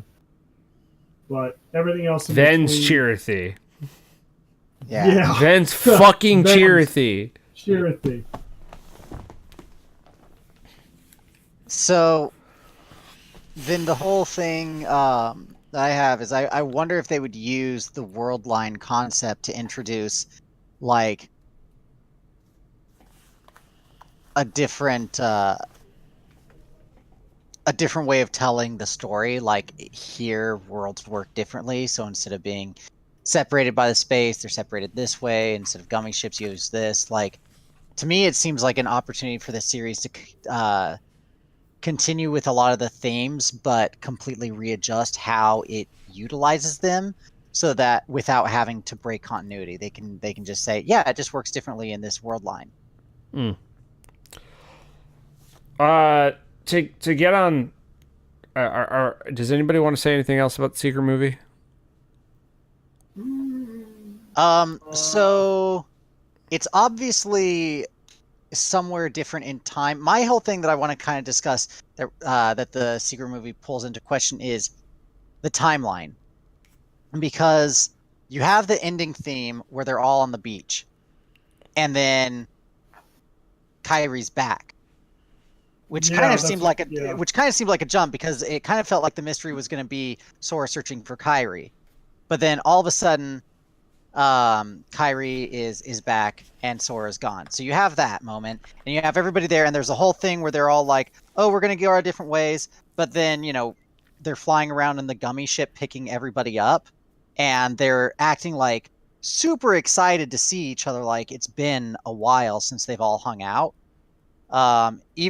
So that's kind of that's weird for a certain reason I'll get back to. So they're all getting together, and they're all hanging out, and they're like, oh, wow, so-and-so came to visit. Yeah, we're going to go to the Destiny Islands and have a giant play date. Okay. And then, oh, yay, Kyrie's here. Oh, sort of fizzled. There's that whole stuff. But then in the secret ending, Riku is there with Sora. They're both there. No. They're in different locations. Well, they're in different locations, but like they're in the same world in different locations. No, they're not in the same world. They're not in the same world. No? Riku is in what is a variant of Insomnia for Verum Rex's, because Verum Rex, its world shape for the city that they're in is heavily inspired off of Insomnia, because that's what Insomnia was inspired off of for what Tetsuya Nomura was making for Final Fantasy Versus 13. And then Sora's in Shibuya. Oh, I thought they were in the same. Okay. No, they're okay. Like So they're split up. Irrelevant. I was just kind of trying to tie things together. No, you're fine. But yeah, so they're both in different worlds. So they're obviously running around. And that's like, okay, so then is this Riku searching for Sora? And it's after the events of the ending movie?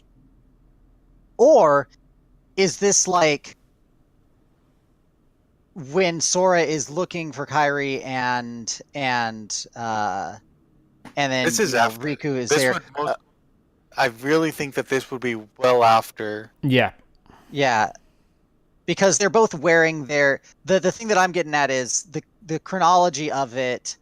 The chronology of it is would be weird if it were anything else because of their costumes.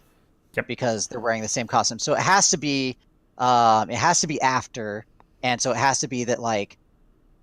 My theory is Riku's like, okay, I gotta go find Sora because he kept trying to look for us. Now it's our turn to try and find him. But then that means that the time skip is between the ending and the epilogue where they all get together, and at some point there, Kairi managed to return, but Sora didn't. So there's this weird little like missing chapter between the ending and the epilogue. Not per se, because Sora went off to find Kairi by himself. Sora, Right. It's more than likely that, or it's heavily implied that Sora did succeed in finding Kairi, but Kairi. Yeah, but that because entire Sora- chapter of him searching for her and finding her is what's missing. That's true, but that also might be just something that's uneventful, because I mean, like, he used the power of waking in order to do it. Game Boy, finish what you were going to say. What was it heavily implied that? Is that he just didn't return, or? It's just heavily implied that Sora didn't really return, because if I'm remembering the ending correctly, like when it cuts to the scene of just Sora and Kairi holding hands, like, Yeah. it looks like Kairi isn't even really reacting to Sora. Like, I'm not sure if that's just like an animation error, or if it was just like the fact that Sora was never even there in the first place. I don't think he's ever actually there in the first place. It's more of he's there within her heart, and she sees him, and that tear falls down from her face because he's not actually there, and then he just fucking disappears because he's not actually there. He's kind of fucking dead.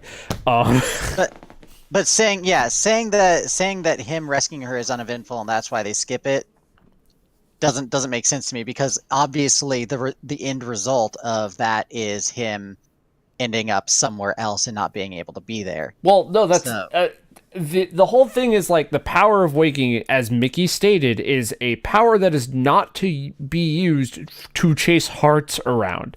So Sora pays a price for finding and getting Kairi back, and that price is, well, you got to go do something else. And that's him doing the power of waking and paying that price. That shit's not interesting currently. Like, that whole chapter, he's just going to use the power of waking. He's going to succeed. He's going to pay whatever the price is, which we don't know if there is actually a price or not. And then from there, he's just going to go and do this thing that is in the secret movie where he ends up in fucking Shibuya and he's going to see Neku again. Like, I don't think that My thing is, when do you think we're going to be shown that? I think that at some point they have to explain that series of events, because Kingdom Hearts to date has never gone like, oh yeah, don't worry about what happened between then and then. There's always like, oh, actually, what happened between then and then was a whole lot of stuff that's actually quite interesting, and we just didn't revisit it first. Like 358 over 2 days, they filled in this time period that people would have dismissed as, oh, that's just the time that it takes for Sora to get his memories repaired or whatever. So, like, I think in a way to say it, I think it is not important currently, and the whole actual adventure might not be important, but I think we'll see backdrops of what it is, or it will be explained, because you're right, something is always explained, but at the current moment, this missing chapter right here doesn't matter. I mean, it doesn't matter to the plot of Kingdom Hearts 3. I think the whole point of that epilogue, though, was to go, wait, but what happened? Like, no, I see what Ian is saying, though. He's saying it's almost like Avengers Infinity War. They made the last movie irrelevant when they started releasing trailers for the movies that come after this next Avengers. They're just acting like it didn't even matter, like it wasn't a big deal to begin with. Yeah. So, like, this whole scene right here, this missing chapter, it doesn't matter in the context of, we'll get to that, like you're saying, we'll get to that later, but focus on this for the time being, is what they're showing. And the other thing that, like, in my personal opinion, or the way I've read the situation, is whatever Sora did to do that isn't the part that's important. what happens after he did that is important. And that's where I think it's going to pick up. It's going to pick up right from the get-go of him, for him specifically, right after that moment.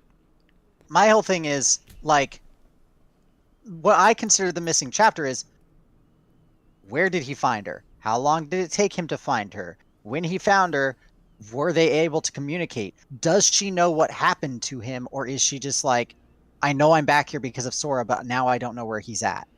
Like, I think it's heavily implied that she knows that she's back there because of Sora, well, no, she obviously knows, but I'm saying that's not what I said. What I'm saying is, did she get to talk to him, and did he say, maybe he's like, I use the power of waking to look for your heart, and in doing so, I also heard a heart that I haven't heard in a long time, and I need to go check on this. I'm sorry I can't go back with you. I don't the door think home. that's really important. I need to go chase my, though. like, it's speculative. I'm not But saying that he's just throwing a theory and speculation around. And I understand where he's coming from. I understand. It's a good question to ask. I don't know if you'll get your answer. None of us do. It's just the price Sora had to pay in order to rescue Kairi. Like, I feel like Vance is onto something that they're trying to use to set up what's going to be considered the next trilogy or the next series of games. Well, we've already heard from Nomura that we're getting one game in between this and 4. Was it supposed to come out this year? Or? No. Probably not for like 2 to 3 years. He's probably going to oversee directional stasis. Not stasis. He's going to oversee the directional input for that game, story-wise, like he always does for the in-between games. But he's probably going to like leave it up to Osaka more than likely. I think. How do I put this? I think that the next game is going to be from Riku's point of view. And I would actually like to see that. Yeah. I would love a Riku game. I would like to talk more about the actual game itself in some sort of in a spoiler context, because I have a lot to say. I have a lot of things that I enjoyed with this game and a lot of things I was disappointed, if it's okay if we move on. Yeah. oh yeah. All right, so I'm going to start with the first thing that I was disappointed with. Fuck you for not letting me play as every Keyblade wielder that you gave in this game. Fuck you. That was a bad move. I am glad that I got parties of Keyblade wielders, which is the thing I wanted towards the end of the game, but not letting me get to play as Ven, not letting me get to play as, like, I don't know, Lingering Will or Terra, I guess, not letting me play as Shion, not letting me play as Roxas, not letting me play as Axel, not letting me play as Kairi for the biggest crime that this series has ever done to a character, and it's her. Like, she gets the biggest crime ever. Manga Kairi is so great. Game Kairi is so garbage. I love the manga's writing more than the game writing. Like, I mean, just in every single regard. So the one thing that the one time Kairi gets to show her stuff is in the actual like fight where you run in and help. Who is it? It's her and who else? Her and Lee versus Yeah. Sax and Shion. No. Axel. He has clearly stated that he wants to be called Axel. Yeah, Axel. That's Axel. So Okay, Axel, then. Kairi, and Sora versus Demix. No, not Demix. Saix, Shion, and Xemnas. Except Xemnas wasn't really part of that fight. He was just there. He just shows up and he goes, I'm going to turn Kairi into a DID. Bye. And then he just fucking leaves. But yeah, so I feel so bad because like at that point you get proof that Kairi can fight. She's sitting there on your party fighting with you. But you don't get to see it in cutscene. You don't get to see her fight in cutscene. She just gets jobbed out to Xemnas and then she gets carried off and it's like, oh, okay. And obviously she was doing a good job because I chose that path second, so she was holding off for a fucking while. Fuck you, I chose that path first because the Birth by Sleep trio, the Wayfinder trio, they deserve all the respect in the world. All they wanted was just to get back together. Fuck. Oh, But before we get to the Birth by Sleep fight, Oh, can we please, talk can we talk about how Roxas is beast? That's where you're going with this, right, Patrick? Yep, I am going exactly with this. Can we talk about Phase 2, how Roxas just murders Sayax? You can literally do nothing in that fight. I don't know if either of you two tried this, but Patrick and I were in a call when I was playing through the end of the fucking game because he wanted my reactions as they were happening, and he's all like, "Don't do anything, just let Roxas fight." Xion heals Roxas like competently. She's the best healer in the entire Kingdom Hearts series. Donald can go die in a ditch. I'm So, losing. And then he can die after he uses Zeta Flare. Roxas just fucking shreds Sayax apart. He does so much I'm going damage in and out. so I'm- fucking quickly. I'm getting a lot of. I missed like all of that. I heard that, but robot noises, silence. Really? Yeah. Did anybody else hear robot noises? I heard you clearly. Okay. Can you hear me better now, Vance? Yes. Yeah. I picked Okay. up. So, Roxas is destructive as hell. Xion heals better than any healer in the Kingdom Hearts series, and you can light Donald on fire with his own Zeta Flare and let him die. Yep. Fucking that whole fight, when I was doing it, I was on a call with Patrick, and Patrick and I were going through this, and he just goes, "Just let Roxas take care of it." And I'm watching the fight, and Patrick can attest to my reaction being that of pure like hilarity. I was just laughing so It was hard. just pure joy for me, and I was laughing so fucking hard. It was so funny.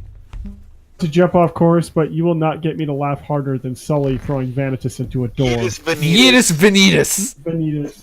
Yeetus Vanitas. But yeah, I get what you mean, because for that, like, those hours of just sitting there and watching all the cutscenes of everybody getting back together, I'm not gonna lie, I cried like a little bitch.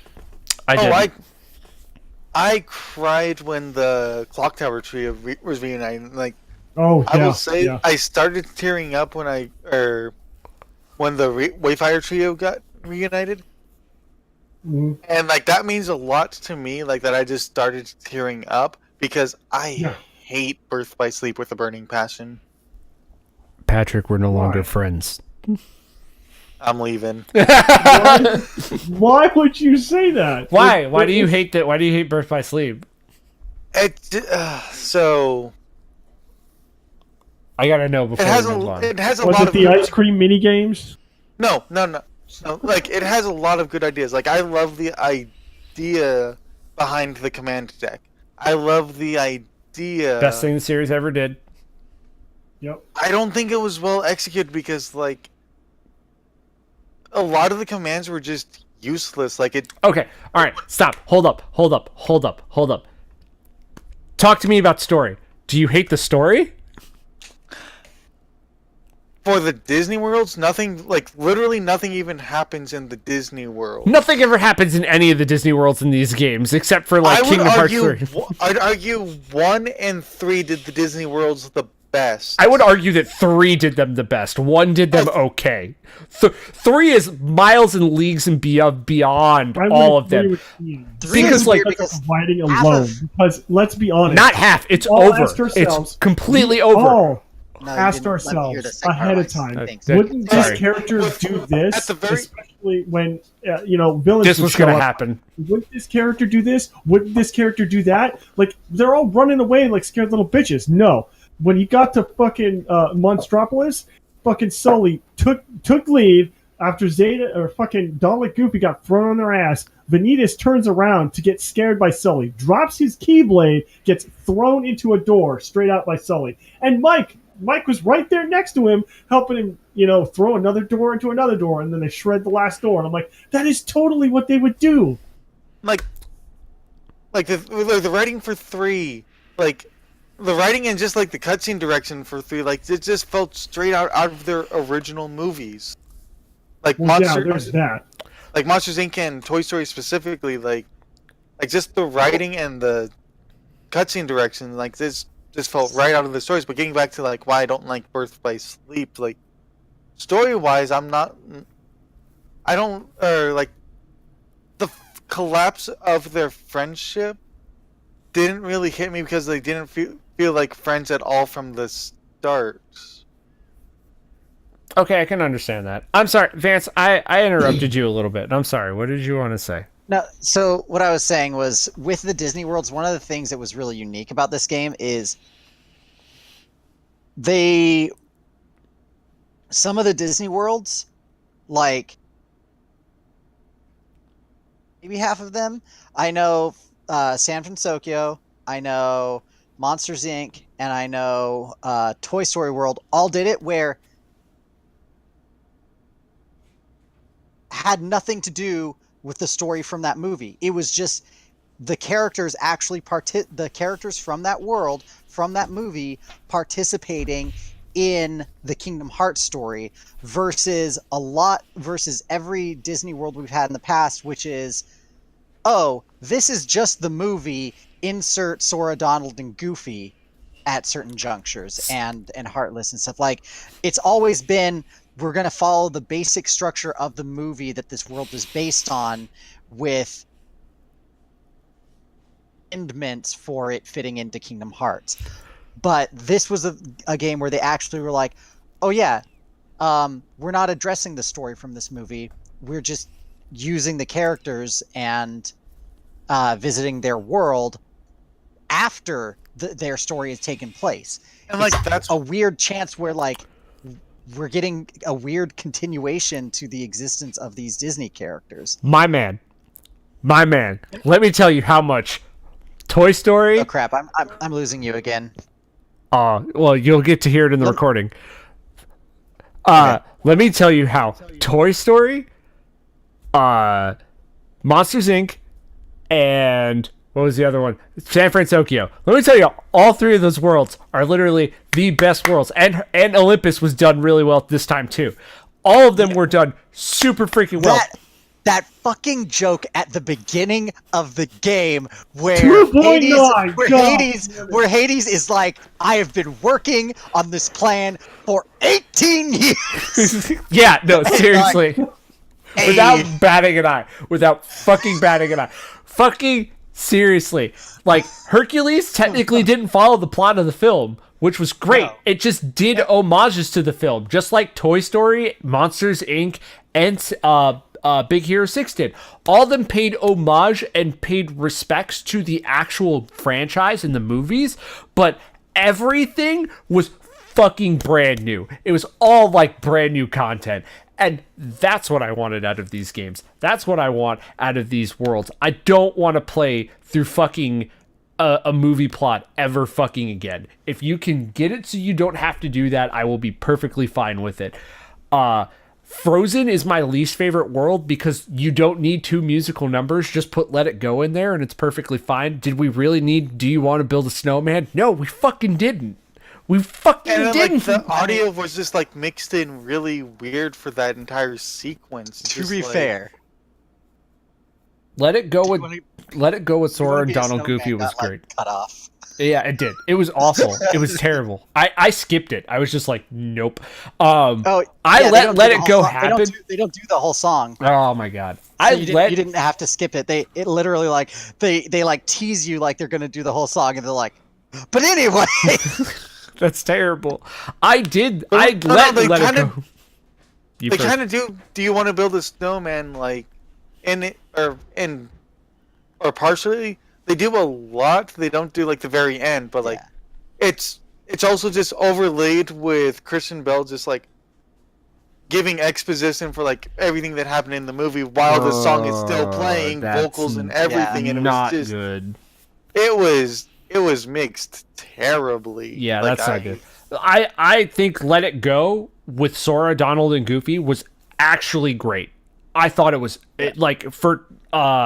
for bringing it from the movie to Kingdom Hearts. I think the scenes look better in Kingdom Hearts than they do in the movie. Fight me.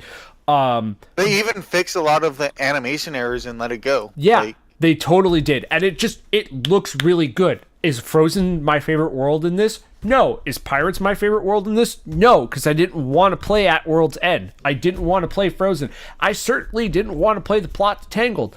I like new content, and I don't have to be played through the plot of a fucking movie anymore. I know these Ian, games Ian, aren't Ian. entirely made for me.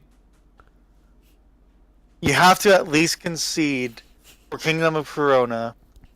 Sora and Rapunzel playing is the most pure thing in this entire series. Oh no, I completely agree. 100%. They have more chemistry than Flynn and Rapunzel do. They have more chemistry than Kairi and Sora do. They have more chemistry more chemistry than than fucking Sora. Riku and Sora do. Fucking Rapunzel and Sora have like this stupid good chemistry because they're Like, the entire basically the beginning same of Kingdom person. Of Corona was just Sora flexing on Flynn. You ain't wrong. But also, also Flynn being a cuck. Like, he was totally okay. He's like, yeah, you do the fighting. All right. Fuck. Oh my god. Yeah, I liked the worlds that didn't placate to we're locked into telling the story. I like that we went back to Twilight Town. I'm disappointed at the number of worlds there were. I'm sad that we didn't go back to Radiant Garden. I'm sad that we didn't go back to Traverse Town. I'm sad that we didn't go I'm happy that we have NPCs. I'm Wait, what, Thomas? I am happy that we have NPCs. that make the Oh, yeah. worlds look more alive. Yeah, I'm cool with that Yes. too. Port I- Royal looked like an actual port city. Yeah, it really Oh, did. yeah. Port Royale looked great. Fine when I played it. Plus, free money from NPCs for doing cool shit. Yeah. Yeah. Yeah. I like the fact that Twilight Town looks more like a town. It's the smallest of the worlds, I think. Yeah. 100 Acre Woods. You completely forgot that even existed. Oh god! Because Oh, it's not God. actually a part of. It's not a world. It's a single room. It's a single room. Dude, Ian, if you want my reaction to trying to find the last lucky emblem of that, I was on my PSN talking with Chris Niles, and I was just like, I was beating myself up. I was looking for 30 minutes for that stupid last lucky emblem. I found the one in the trees. bucket. I found the one behind the pumpkin. And literally all I go is just, Chris, I'm so sick and fucking tired of this. I can't find a stupid... Thomas? Are you there? Thomas? The trees was the first one. Motherfucker! The trees was the first one I found. And Patrick can attest to this because he was listening to me do this. The And I trees was the- giving you hints. All I said was laundry and pumpkins for the last two hints, and it took you like 5 minutes to find them. Or when I found out the last one was in the bucket, I was like, fuck this shit. Fuck it. This is stupid. You want to know what the dumbest lucky emblem was? The one in the freaking Toy Story where you had to line up the disco balls. Disco balls. Oh, no, I haven't got done that one. I haven't done that The- one. I will The have to. dumbest one for me. What was it? It was. It was behind the stupid iron ball in fucking Pirates. They kept saying, there's a lucky emblem nearby. You had to walk into the cage and look on the other side of that stupid fucking cannonball. It's the chain that they attach to prisoners so they can't run. Yeah. It The was- ball and chain. no, no. Chain. Ball and It chain. was the lucky emblem in Pirates, where it's just 3 rocks on an island filled with rocks. Oh, and you have to stand like up on the up. You have to stand on these little rocks and look down. No, at it was at like a the correct archway angle. of rocks. Like one Oh. of the or 3 of the rocks looked like the Mickey, but like No, that one I got. it took me Uh, 10 I- minutes to All I'm figure out hearing where it is like was. all the lucky emblems in Pirates are not worth looking for, so don't do it. They aren't. They really aren't. They are not. Honestly, I completed Pirates. Pirates didn't have any that I had to go back and look for. Well, aren't you just fucking lucky?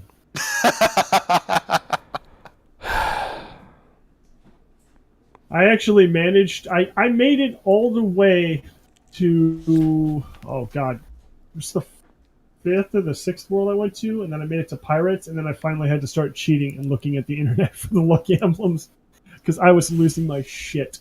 I couldn't find any of the Monstropolis or Lucky Emblems. Like, I'm just dumb when it came to that, but I couldn't find anything. I don't think I I liked the way. found like one in Monstropolis, and that was it. I think.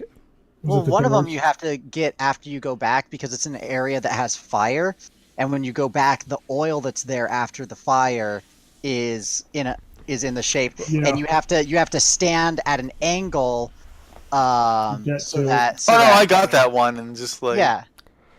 But I'm I get saying that like online, some of them you have to go back for. So if it's like I'm at the world and I can't find everything, go back when it's not on fire anymore, and We keep there's stuff. we keep addressing the fact that we're going back to these worlds, but there's compared to like 1 and 2, there's a huge glaring not- issue. There's like almost, unless you're playing for specific reasons, there's almost no reason to go back to these worlds.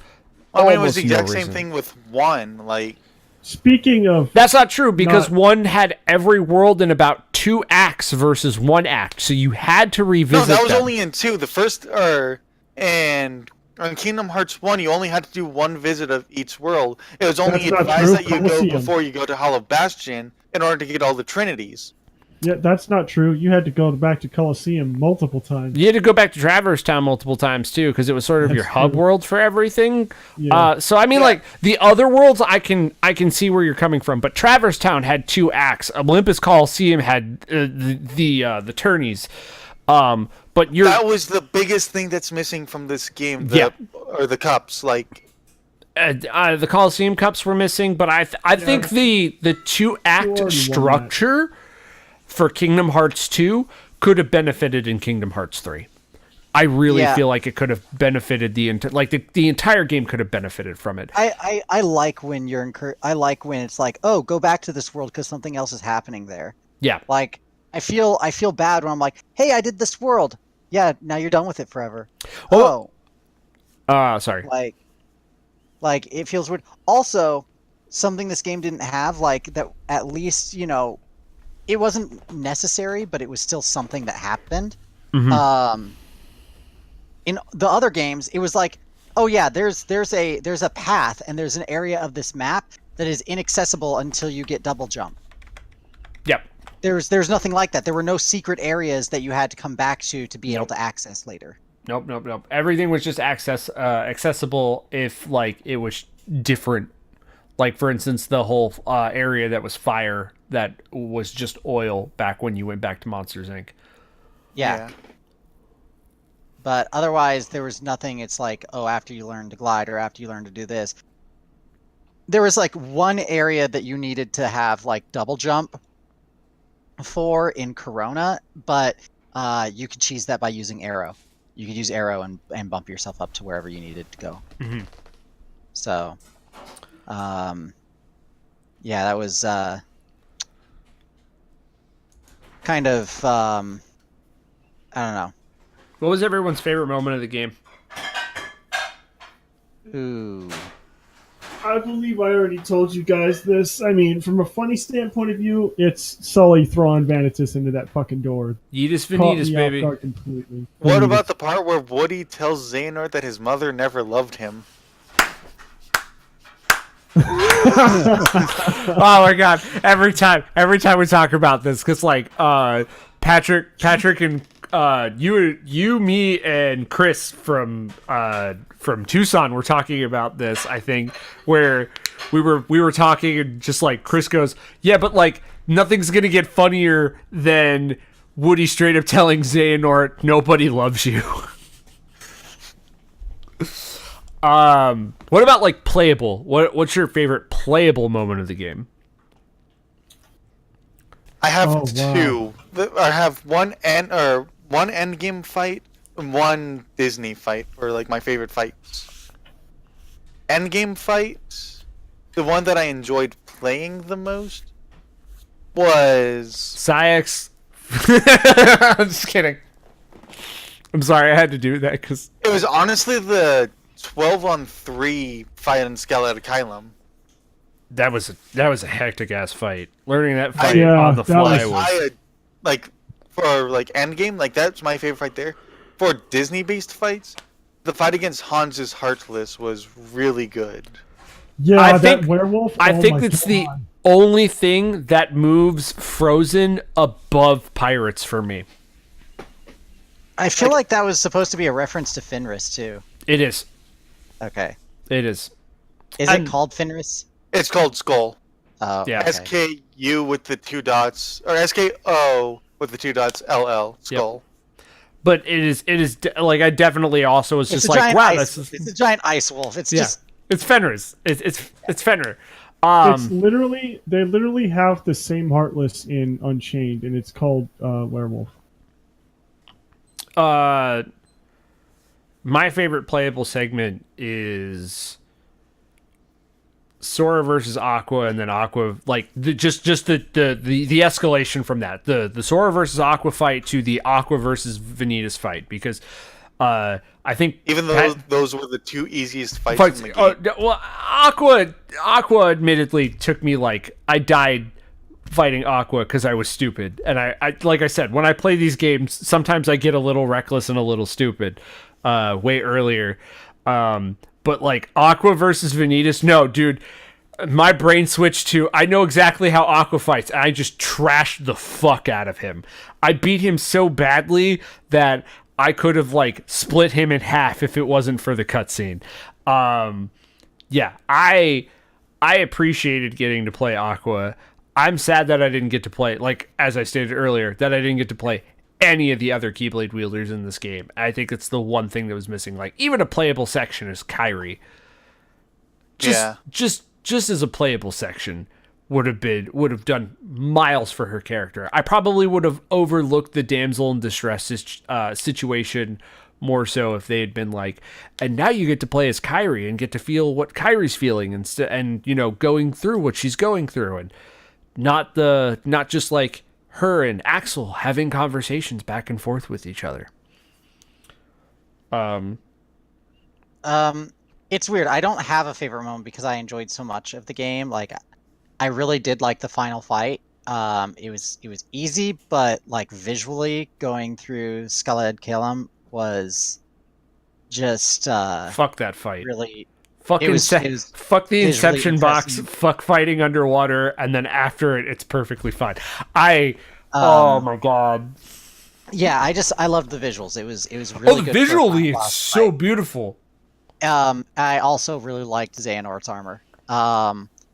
But Yeah, he looked pretty outside of that, Yeah, I will love say Xehanort just as I- much as they beat I will- that dead horse I up. will say, to be critical, like the moment where things fell apart for Sora in the near the final act or within the final act felt super like Forced. forced. Yeah, Like, yeah. First of all, people like the scream acting in that thing. Like, people weren't losing their shit. They were like, like there was some uninspired voice acting in that part that really felt weird for Kingdom Hearts for me, because usually it's over the top. Yeah. More than Oh, anything. like there were And some really bad reads for like the voice. Like there were really good Yeah. reads and there were really bad reads for the very ending. Yeah, and then the whole thing with Sora just like giving up at the end. This is the same person who looked Ansem Seeker of Darkness in Kingdom Hearts 1 in the eye and was like, "No, F you. I know for a fact Kingdom Hearts is light." Boom. Like, and just like, he's the person who's always been like, "I don't care what the rules say. I'm going to go do this because it's what's right." Like, and I believe that we can win. That's my power is Friendship. just like, yeah, I have my friends and with them I'm okay.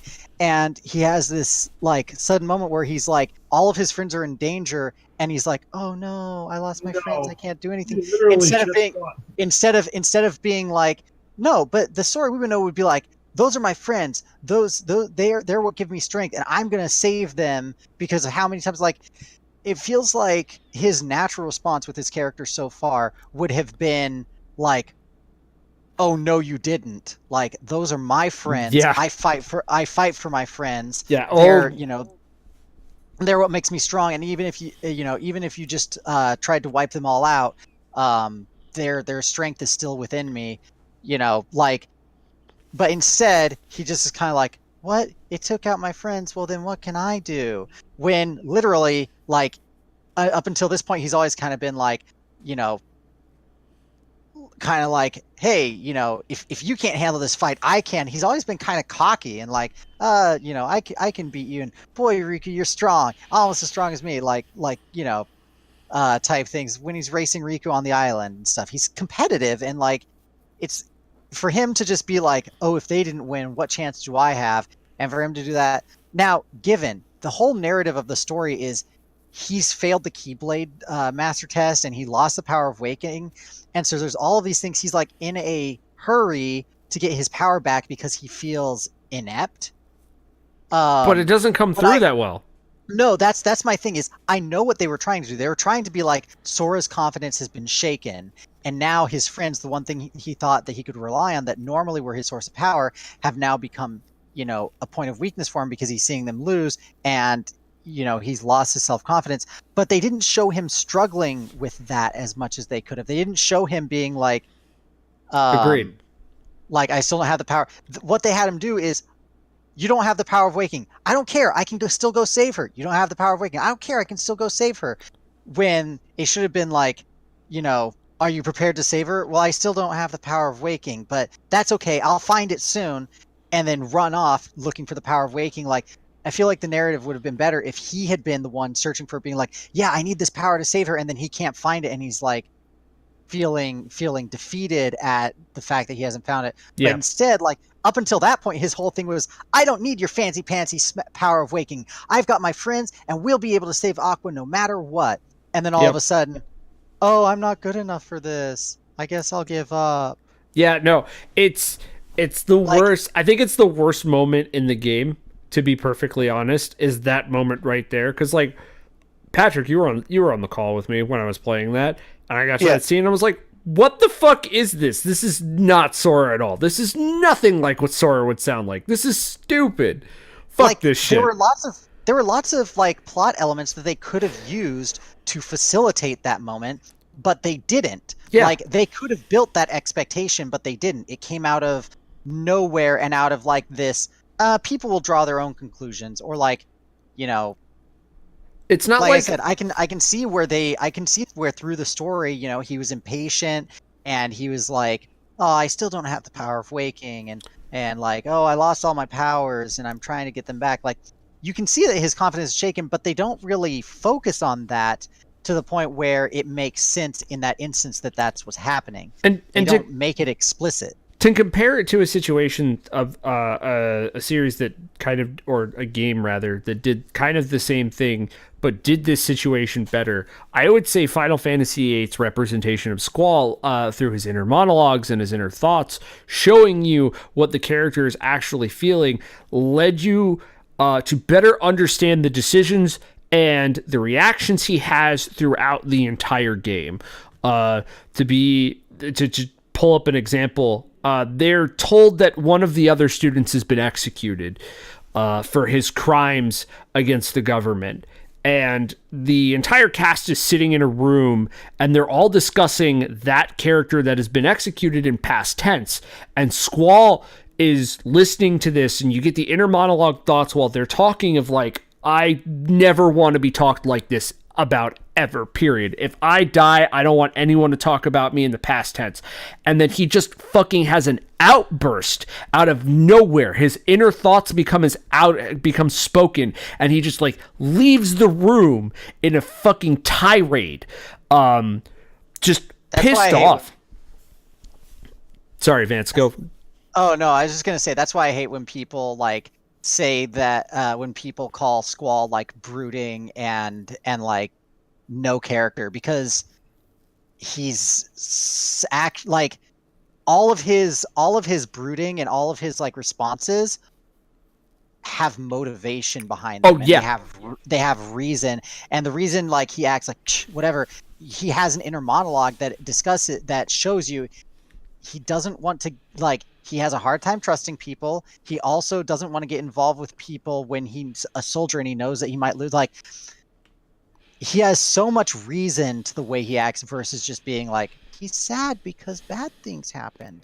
No, it's so much more than that. And that's the thing is, like, Sora had this terrible thing happen to him during Dream Drop Distance, but they don't even take time to have him reflect on that. There is nothing that they do to sow seeds of doubt within Sora. So the moment that this happens in Kingdom Hearts 3, it's like, Yeah, but like, no. No, this is like fucking. Why is Riku telling you to get the fuck up? This should be like the exact opposite. Riku should be on the fucking ground right now going, I can't do this without anyone else. And you should be telling him to get the fuck up because that's the way it's been for every other fucking game. I disagree with that. I'm just using it as a point of reference. I'm not saying that's actually what should have happened. I'm saying like what they should have done is they should have made Sora look like he was having a struggled issue, like he was actually not being this confident, cocksure person. They say his powers are taken away. What powers were taken away? Because I get these attractions and they're a new fucking thing. Why do they even exist if his powers were taken away? Why didn't I earn those? That's another weird thing. Is like like in every other game, like kind of his new abilities are somewhat explained or addressed. Or it's like, oh yeah, like even the form changes, even if they're not outright like, oh, you have the power to form change now, and here's what it is. It feels like, oh, this is a natural progression of Sora learning to use the Keyblade. Yeah, like the drive forms in Kingdom Hearts 2 were just a natural progression for the character. That's what that felt like. And that's what the form changes in 3 also felt like. It was just an evolved version of the drives. Is not as like cool as they were because the drives were just better in my opinion. Yeah. But like this fucking moment right here, like this thing with the attractions is literally why I know why they exist. They exist because they wanted to highlight the cool attractions that are like either at Tokyo Disney or any of the Disneys. That's fine. But why do I get them at the start? Why don't I earn these? What's the point of just giving them to me if they're going to make the game easier? In fact, for critical mode, why don't you give me a way to turn them the fuck off? Or like it would have at least been better if it's like you had like the attractions were world specific, so like you or tied to boss fights, like the Magic Coaster was. Yeah, or like you use the freaking pirate ship in the pirates world, and you use, you know, whatever the friggin' like splash run in some other place, like make it like that, or make it to where they are something that you that you unlock. So like you start with just teacups, and then you get splash run later on, and then you unlock the blaster ride. And yeah, no, I agree. We only got to use that fucking magic mount or the. You get to use Magic Coaster like twice. Yeah, like it's in the same fight. Literally just story dependent for. No, it's not. It's not the same fight because you get to use it against the Titan and then you get to use it against somebody else. Because I got to use it twice. The Heartless in Keyblade Graveyard. Yep. Yeah, the 10,000 Heartless fight. The 10,000 Heartless. Yeah, What's better than the Heartless War? 10,000. That like. I don't know. I don't forgot that the coaster appeared against the Titan. That's what I don't dislike the attractions, but I don't like them enough for them to want to stick around in the next game. They're definitely the weakest aspect of the combat. They are. They appear way too frequently. I cannot tell you how it took me out of the fight between young Xehanort Ansem and Xemnas when I accidentally hit the pirate ship ride rather than going into my hyper hammer mode. And I was like, well, I guess I'll see what I'll do with this. And literally the finisher for it, fight ends. I simultaneously beat all 3 of them with the pirate ship. That took me out of the fight for a little while there. I'm going to be real with you. The only reason why I used attractions and why I want them to go away is because iframes are a thing when you use them. So I would just iframe and then cancel them while I'm waiting for my MP gauge to recharge. I would just use invincibility frames because invincibility frames are a fucking thing. Attractions are broken, sure, but like the invincibility frames they give you are even way more broken. Yeah. Yeah. I don't know. So let's talk about Final World. Who else stuck around and tried to collect as many as they could? I got 333. That's the maximum I could ever get.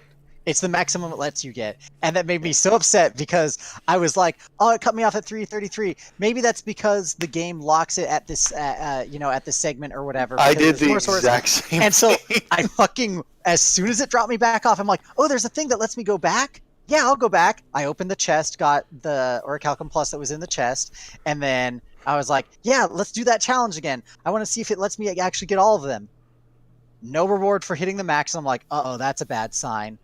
So the only reason it lets you redo it is if you stopped at the goal the first time. If you do it a second time, you actually get rewarded with a skill at a certain other number. But then or it a was couple. only HP boosts for both of them. Yeah, it is. It's HP boost. Okay, that's what it is. But you get a boost for reaching a certain number. Mhm. But yeah, so I went back to see if I could get more because I'm like, no, there's still more Soras floating around. I want to be complete Sora. I need to absorb the other Soras and gain their powers. And so I went back and got to 333 again, and it cut out. And I'm like, Oh, that's a sequence I forgot that I really liked from Endgame. Battle against the Lich. Oh yeah, oh yeah, that was kind of cool. the battle rescuing everybody, and then also rescuing my my wife. Yeah. That was great. But, I loved I loved every At moment. least they gave Kyrie that moment of being like, hey, yeah, I'm the one who survived all the shit and allowed you to come back and save everybody else. It's because she's I just liked how it was like, or that scene gave like the confirmation that Sora did love Kyrie, because there is literally no other reason why they would just randomly cut to Rapunzel crying over Eugene or Elsa crying over Anna. so Like, oh, go ahead. the thing about that is though, and I've heard things. That scene is more platonic in the Japanese version than it is in the US version. Fucking bullshit. I'm not lying. Oh no, I know No, you're not. yeah. That's just my reaction to Yeah, that. Just no. like, That's it. The relationship between Kairi and Sora in Japan is more platonic than it is romantic, and I don't know if that's because they're trying to remain as baity as possible for Sora and Riku.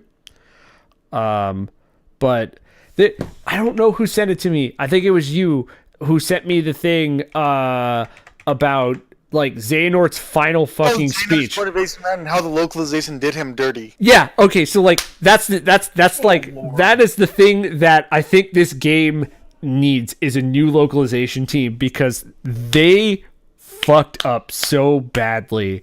They did Xehanort dirty. Xehanort's whole thing is like to create balance between light and dark, not just be an advocate of darkness. He embodies darkness because nobody else does, and as such, he is an advocate of balance rather than light and dark. He knows that you can't let light be too much. Otherwise, it's overpowering. So you have to have some form of darkness to balance it. He wants to create a world of balance. That's like his actual fucking goal. And no, that's not what the localization team did. They were just like, herder, he's using dark so he can like make the light and then make everything pure again. No, he wants to make it blank. Yeah, like that's the literal Japanese phrasing. Like Xehanort's final speech is that he wants to make the world pure and blank. Use Kingdom Hearts to just completely wash over all the light and the darkness from the rest of the world and just start completely over again with a completely blank canvas, basically. Yeah, it's... I don't know. I think they need to not... Basically, the fight between him and Ericus wasn't about light and dark. It was about what has more potential, a fresh start, or continuing the path we're on. Yeah. And Ericus was like, no, we've worked hard, and there's still plenty of light in the world despite the darkness. And I think that humans can take. He's like, I think that not humans, but I think the worlds can maintain balance going forward. I don't think that it's as fragile as you think. And then Xehanort was like, no, everything's fragile. They're one incident away from just making everything go to darkness, which would be terrible. And it would also be bad if everything went to light. And there needs to be a balance, and I don't think that that's possible unless everything's So I think the big fight was way more just about what had more potential, and that's why they were still friends at the end, because No, they're not friends. They're lovers. They are totally in love with each other. But that's where Ericus is like, see, I told you, and like, oddly, Xehanort's happy. He's like, oh, you're right, but I'm glad to admit you're right, because everything I was doing was out of concern that you were wrong.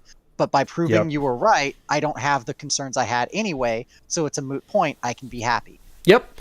I like the resolution for him. Right? Let's go get that ghost dick. Yeah, seriously. I love the resolution for him. I love the resolution for him. I don't like the way it was localized. That's the only thing I have a problem with. I think people can still read it correctly as it was. It's You'd possible. be surprised. A lot of things people are going to take it at like literal face value. That's the reason why I had to bring up that scene between Kairi and Sora when they're like together in that space getting ready to do those scenes again. That whole thing is more platonic than it is romantic. It's not the same in Japan. And I've been talking to your sister about this, Vance. I want to find a Japanese version of the Final Fantasy VIII transcript so she can read over a few things for me, because I'm super, super curious about certain areas of the game and how they were translated. Like, for instance, the conversation that the cast of character has at the ruined garden after the missile attack. I have questions about that. But I can only get them answered by comparing English and Japanese localizations and seeing how well they were done.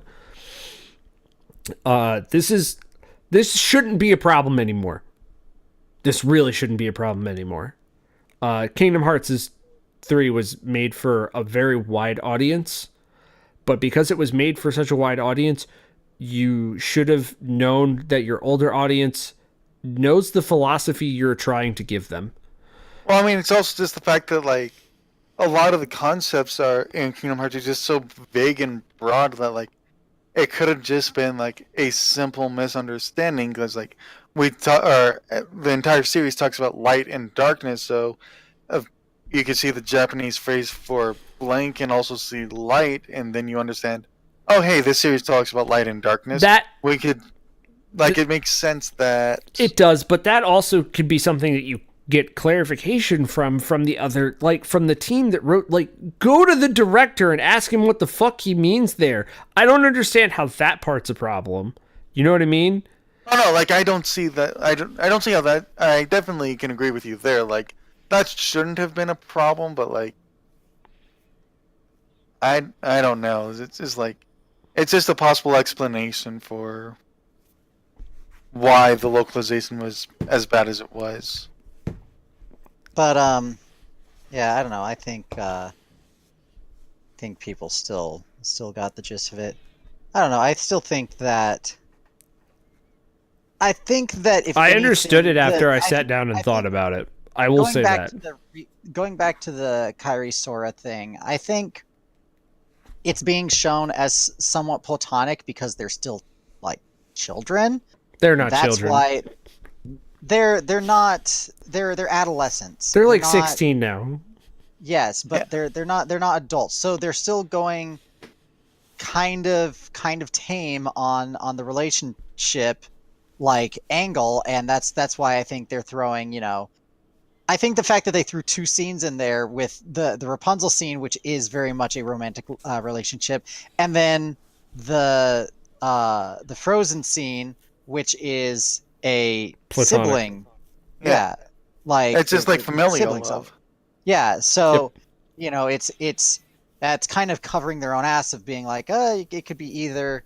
But I think part of it too is just like Sora, not really himself, like knowing because he's been chasing this since he was like 10 or 11.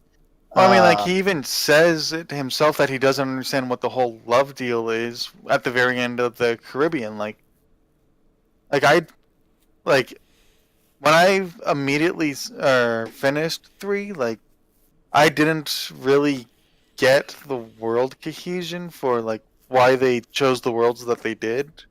But after thinking about it, like, it's totally, like, all the worlds were chosen so that Sora can understand love better. Yeah.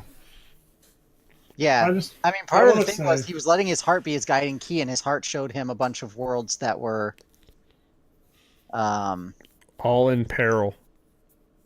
well, Yeah. I mean, But- as the start of my thought, all in peril, due to some conflict based around love. But so there's continuing my thought though for the big thing. So there's also the whole thing of the pow pow fruit, or however the fuck you say it. Did I say it right? Yeah. The Yeah. power. Okay. Papu. Yeah, pow. Yeah, Probably, pow. yeah. The drawing in the cave where they're both, that has been there, since the beginning, where originally it was him, and then she finds it after after the end of the game, right? Is when she finds it, Mm-hmm. and After she the end of the draws- first game, she draws her Yeah. giving him one.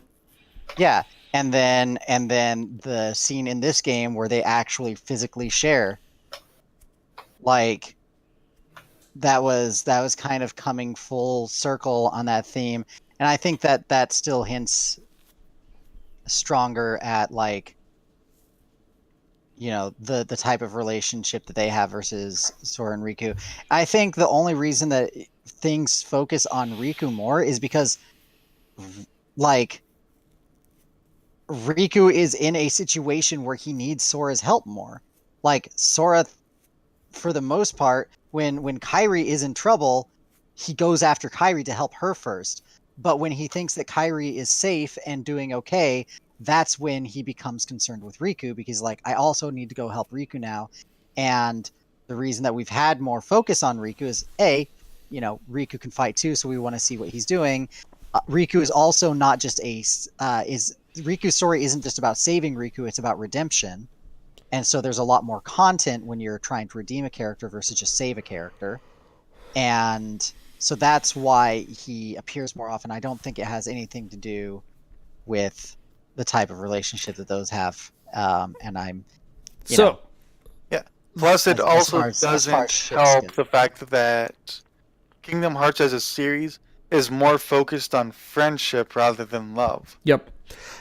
Which is- And another problem that dives into this is line choice.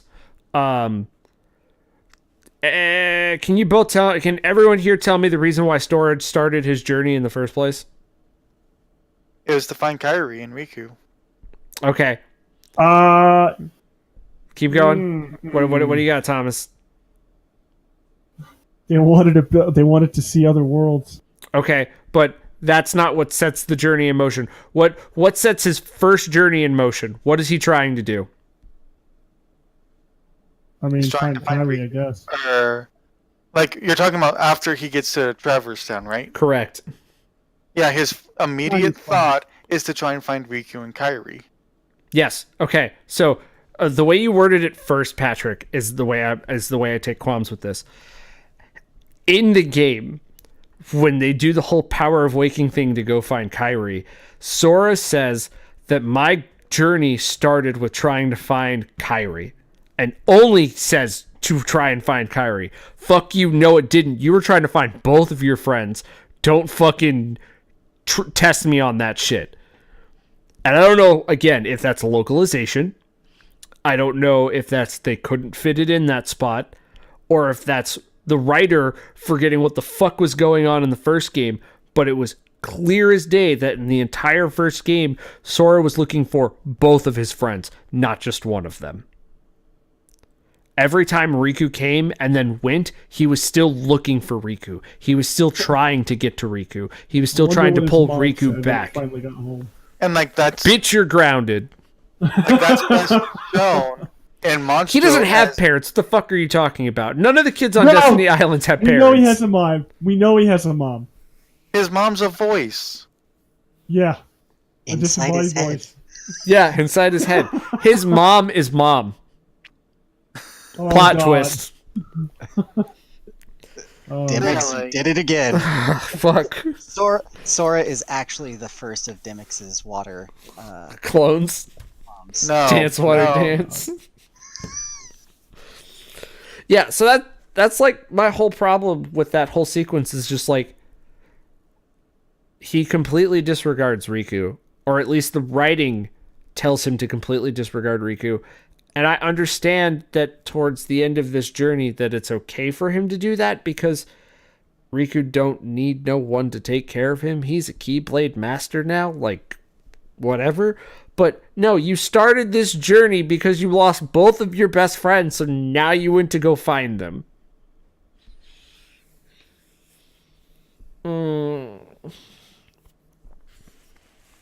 Yeah, but I also think in the context of the line, he's saying, "I need to go find Kyrie," and so why would he say, "My whole journey started with me find Kyrie and Riku, so now I need to go find Kyrie"?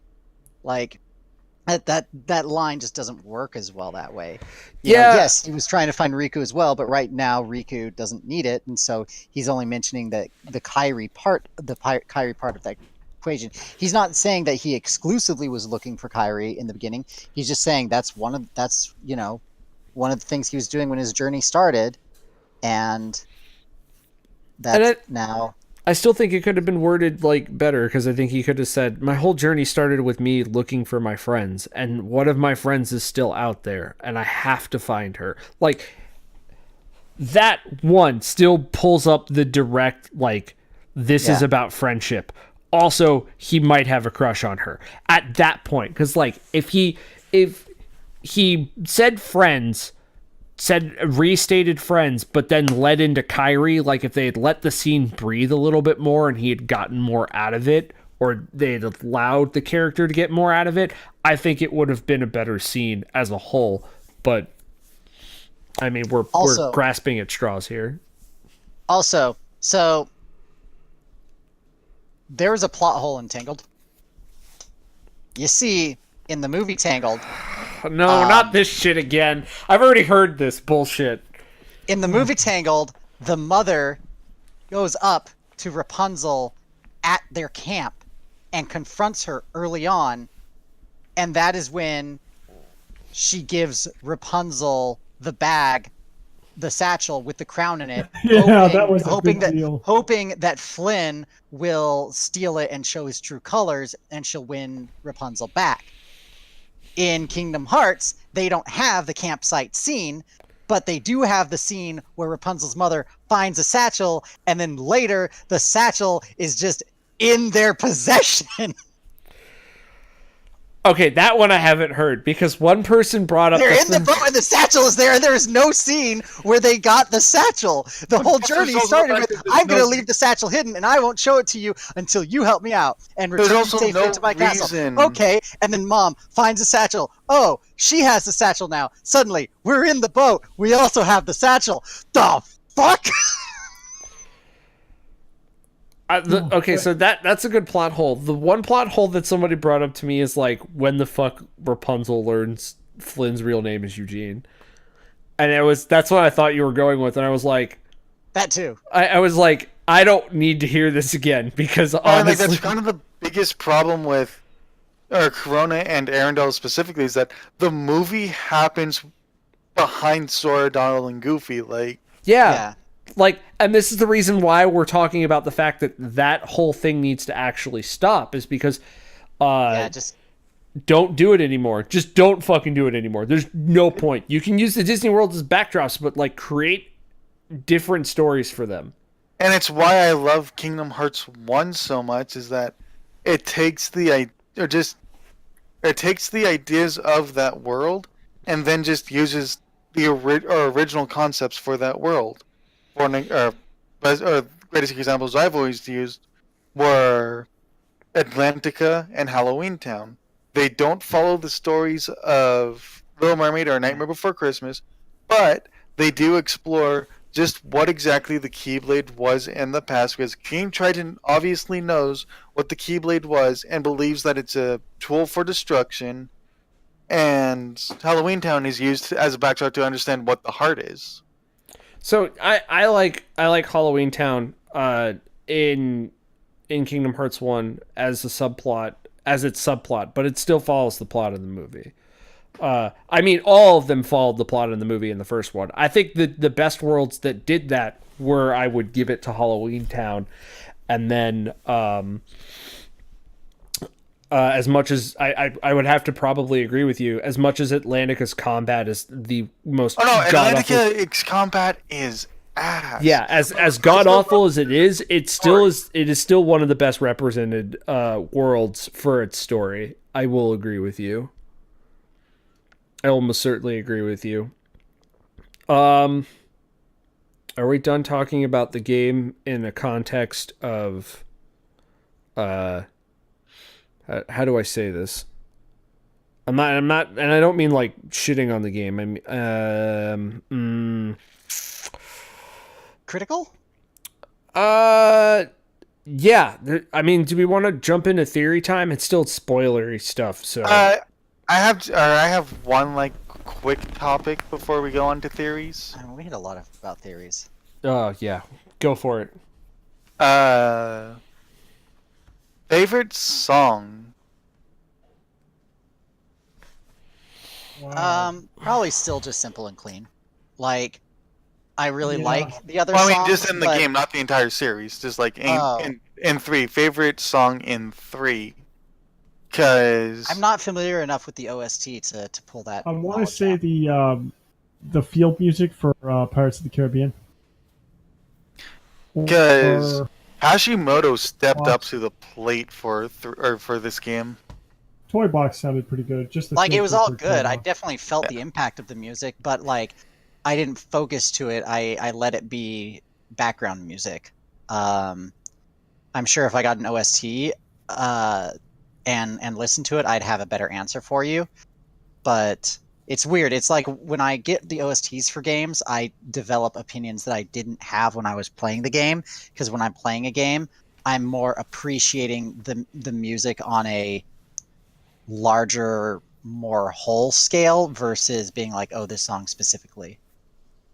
Fair Am I enough. allowed to pick songs that weren't actually used in the game? What do you have to say? Why the fuck wasn't Scala Ad Kylum in the fucking game? Oh no, it was. Scala Ad Kylum is there for 6 seconds. It's the field. Okay, so in case neither of you know what I'm talking about or what Ian's talking about, Scala Ad Kylum has a proper field theme. It's not just the boss fight when you're fighting Xehanort or any of the incarnations. There is a proper field theme that you only get to hear for 6 seconds because the fact that you have to fight 12 other Xehanorts means you don't get to hear it. And it's the best song in the entire game. Because I would say that, but I also really love going back to the fact that I made an entire video about one fucking track from this game and its various iterations. Dearly Beloved is also up there. It's a tie between those two. Scala and Kylum is just fucking amazing. And Yeah, the fact that link it to- yeah, I'll link it to YouTube so you guys can hear it because it bops. it bops. It's a banger. All right. All right, let's spend these last 18 minutes talking about theories as quickly as possible. That way Vance can go eat. I saw your messages. Thank you. Although I might head out in like 2 minutes, Oh, just to go grab it and come back? or just call that it for me, because I've gotten most of my theories yeah, out there that I wanted to address. And yeah, I was called on like Stick an around. hour ago. Stick around for one thing, because Okay. there's one thing we didn't discuss about. I believe it was the epilogue. 7 Pieces of Darkness. Oh god! that How many chest is pieces of light are there going to be, gentlemen? 13. 13. You think there's gonna? You 13. think we're just gonna go backwards? I honestly think so. Yeah. You think we're gonna mirror it? I don't think we're gonna mirror it. I don't. I think it's it going to might be be. something new, but I think it's going to be 7 and 9. Why 9? 3 for the Clock Tower trio. 3 for the Wayfinder trio. 3 for the Island trio. And just get rid of Mickey, Donald, and Goofy as a trio? I think Mickey, Donald, and Goofy will play supporting roles, but I don't think they will be as important as those 9. And I think it will be 9 versus 7. Where are you getting the 7 of Darkness? The 7 of Darkness is Ava.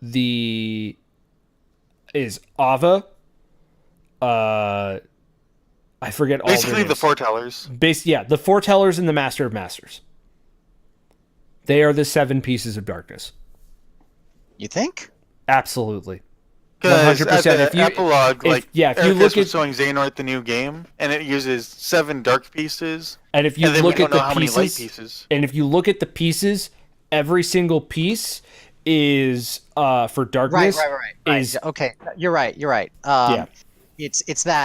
It's the 5 masters and stuff. But then The thing Ericus only throws down 1 piece though. One piece, but that's all we know. But that's all we know, because like what Xehanort was starting to get at was like, all right, but how, like, he was going with how many white pieces, like how many pieces of light is what he was going towards, is what his question was going to be. And he's like, watch this. And when he slams the piece down, you know how he was back in the way it started. He materializes his pieces of light. So we don't know how many of those pieces. That's the reason why I asked the question, how many pieces of light do you think it's going to be? It can't be just 1 with the way that he did things. No, I think it's 9 this time. And I think it's just going to be the 3 trios. I'm not saying that Donald and Goofy won't play an important role, but they're technically not Keyblade wielders, and they were never factored into the board in the first place on the 13 pieces.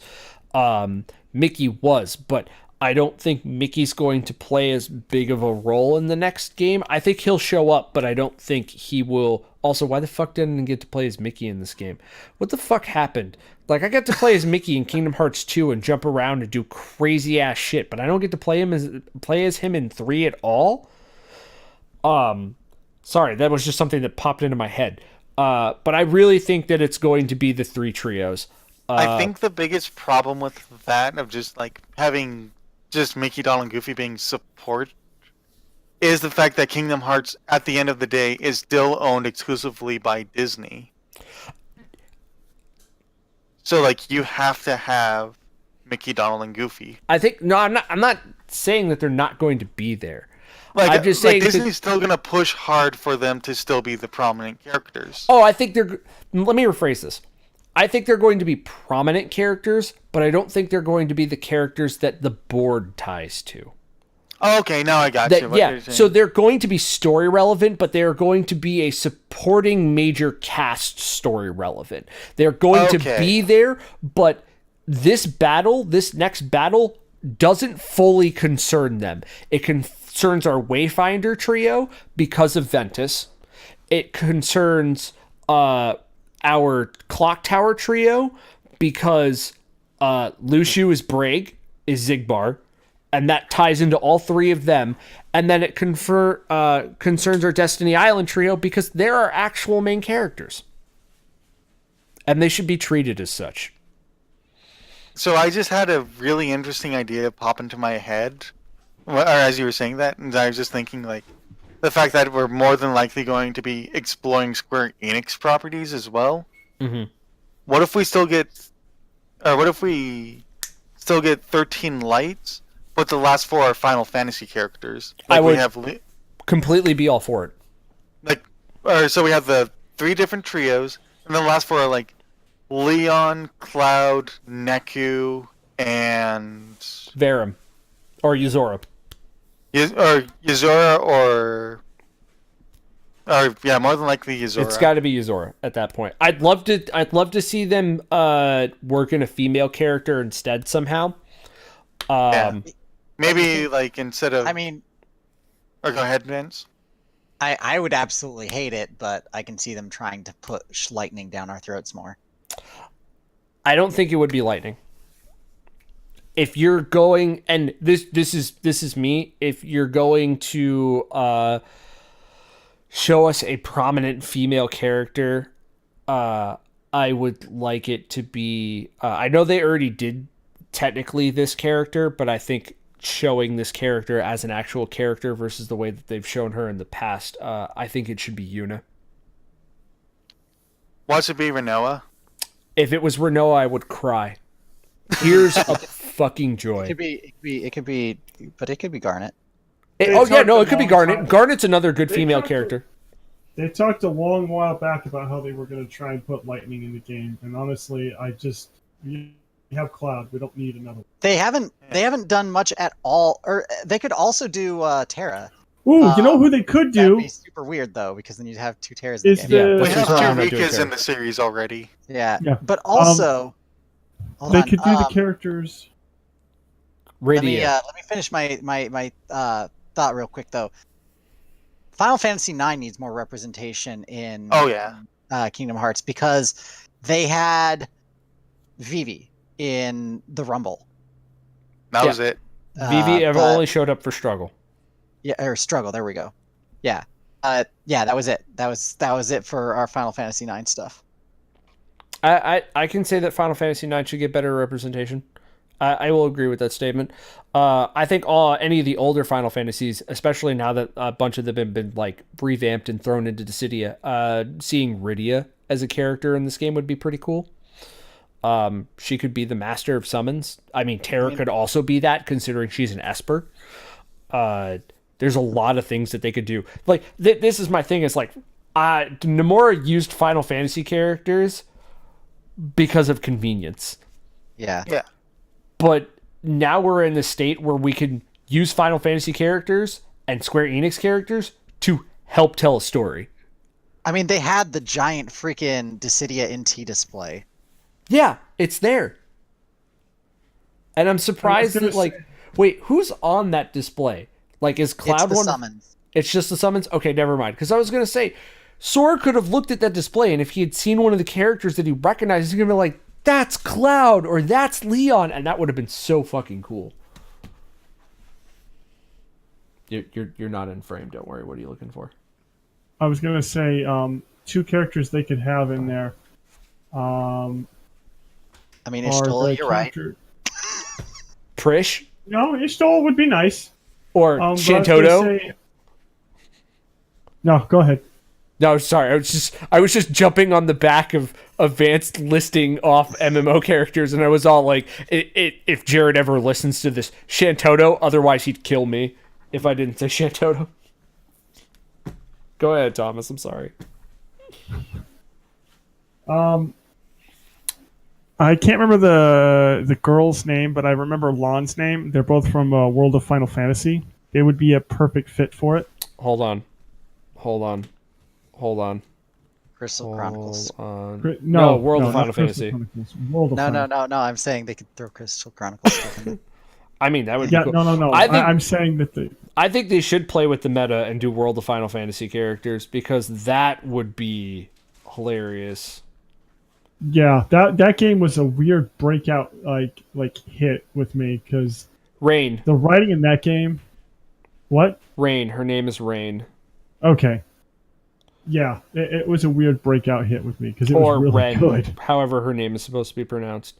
I think there's another female character that shows up in that, and I think she would be a great fit for Kingdom Hearts. What is her name? Talking about the god. Maybe. Is she the one with the white hair? Yeah. She is a god. I don't care. She's hecka cute. I understand. But, I know who you mean. I just can't remember her name off. Yeah, at the end of the day, it's weird that like I feel like we've put a lot of theories out there, and we've kind of been critical about some things in Kingdom Hearts. And I feel the need to clarify that like that's only because there's so much good in the game that it would be like, oh, but what about this part? And it would literally be me talking about the entire game. So I still thoroughly enjoyed No, I every love bit the of it. game. And there were parts, even the worlds that I would be like, oh, that was a bad world. That And was of a bad course. world in the context of this game, but it was still incredibly fun to play. It's not like there was ever a world, even the worlds that I thought were, were like The worst of them. the worst of them. That's like saying, oh, I have a bunch of $1,000 bills, and this one's the worst because it's torn and has some tape on it. Yeah, I mean, like Worth effort. Still worth its value. weight. Yeah, excuse me. I mean, I don't like Pirates, but Pirates was still enjoyable for the most part. To imply that any of the worlds could be as bad as either the Grid or Port Royal in 2 is an absolute mistake. You mean the Grid and Dream Drop Distance? The Grid and Dream Drop Distance Grid and Dream Drop Distance, Port Royal, and Kingdom Hearts 2, because Space Paranoids is one of my favorite worlds. Space Paranoids is actually a lot of fun in Kingdom Hearts 2. I don't know what the fuck they did with it in Dream Drop Distance. I don't fucking know at all. It's garbage. It has one of the worst boss fights that's ever existed. I mean, like 358 over 2 days has the actual worst boss fight that ever existed. But yeah, I think when's the in-between game coming out? That's the last one. That's the last thing I want to ask. When do you guys? How long do you think until in-between game? Like you said, probably a couple years at least. I'm gonna say Give me a year. I'm gonna say 2021. 2021. Yeah, that's what I would say. Patrick, that's what our bet is currently on, right? Because Our bet is currently. You're saying Kingdom Hearts 4 is going to come out before 2023. oh, did we word it as specifically Kingdom Hearts 4 and not the next Kingdom Hearts? Oh shit! I left the call by accident. And then he just laughed. Yeah, I left by accident because I was trying to find the channel where we have that bet. It'd be under video games, I think. Video games in TD. Video games yeah. and TD, it's a pinned message. I'll Okay. give it a couple years. That'd be also now that I made. Yep. Yeah. Okay. And just It's a looking at bet. June 30th, 2023 is the cutoff point for when you get 4. yeah. So Wait, what year? 2020 or June 30th, 2023, the exact midpoint for the year for when we say that is the bet for I have with Ian for when, or if he gets Kingdom Hearts 4 or not. Yeah, Oh wow, I think that's a little close. yeah, we made a because I said 2022. Well, I think with the momentum that it has now that they finally got the momentum for it back, I think there's more chance for us to get things in a rapid succession because they're not going to want this thing to happen again where people wait 10 years. I think that was that was the result of people getting moved around to different projects and stuff within the company and having to redo parts of the game for new generations and stuff. I think there were a lot of things that factored into how long it took for us to get this game. I don't think that that's going to happen in the future, especially with how well this game was received. I expect that now they're going to have the momentum to push forward at a faster clip. I expect that they're going to want this game to be relevant long enough to maximize sales and to also put out additional content, which is why I don't expect the next game to come out quickly, like within the next year. But I do expect 2021 is a good time frame because that gives us basically the entirety of 2019 to kind of run out the momentum on this game, and then enough time for them to finish production cycle on another game. Although if they're already talking about it being an in-between game, that means it's already probably in production or pre-production at this point. Plus, So there's also the fact that we standard- still need the Final Mix DLC. yeah, standard. Yeah, Final Mix DLC. So with that stuff being forthcoming, I expect that stuff to be either late this year or early 2020, which means that then it would, that's not going to be too difficult for them to roll out. So they're probably already beginning production on the other game, which means it'll be ready for like the 2-3 year life cycle of game to be produced or to be released in 2021.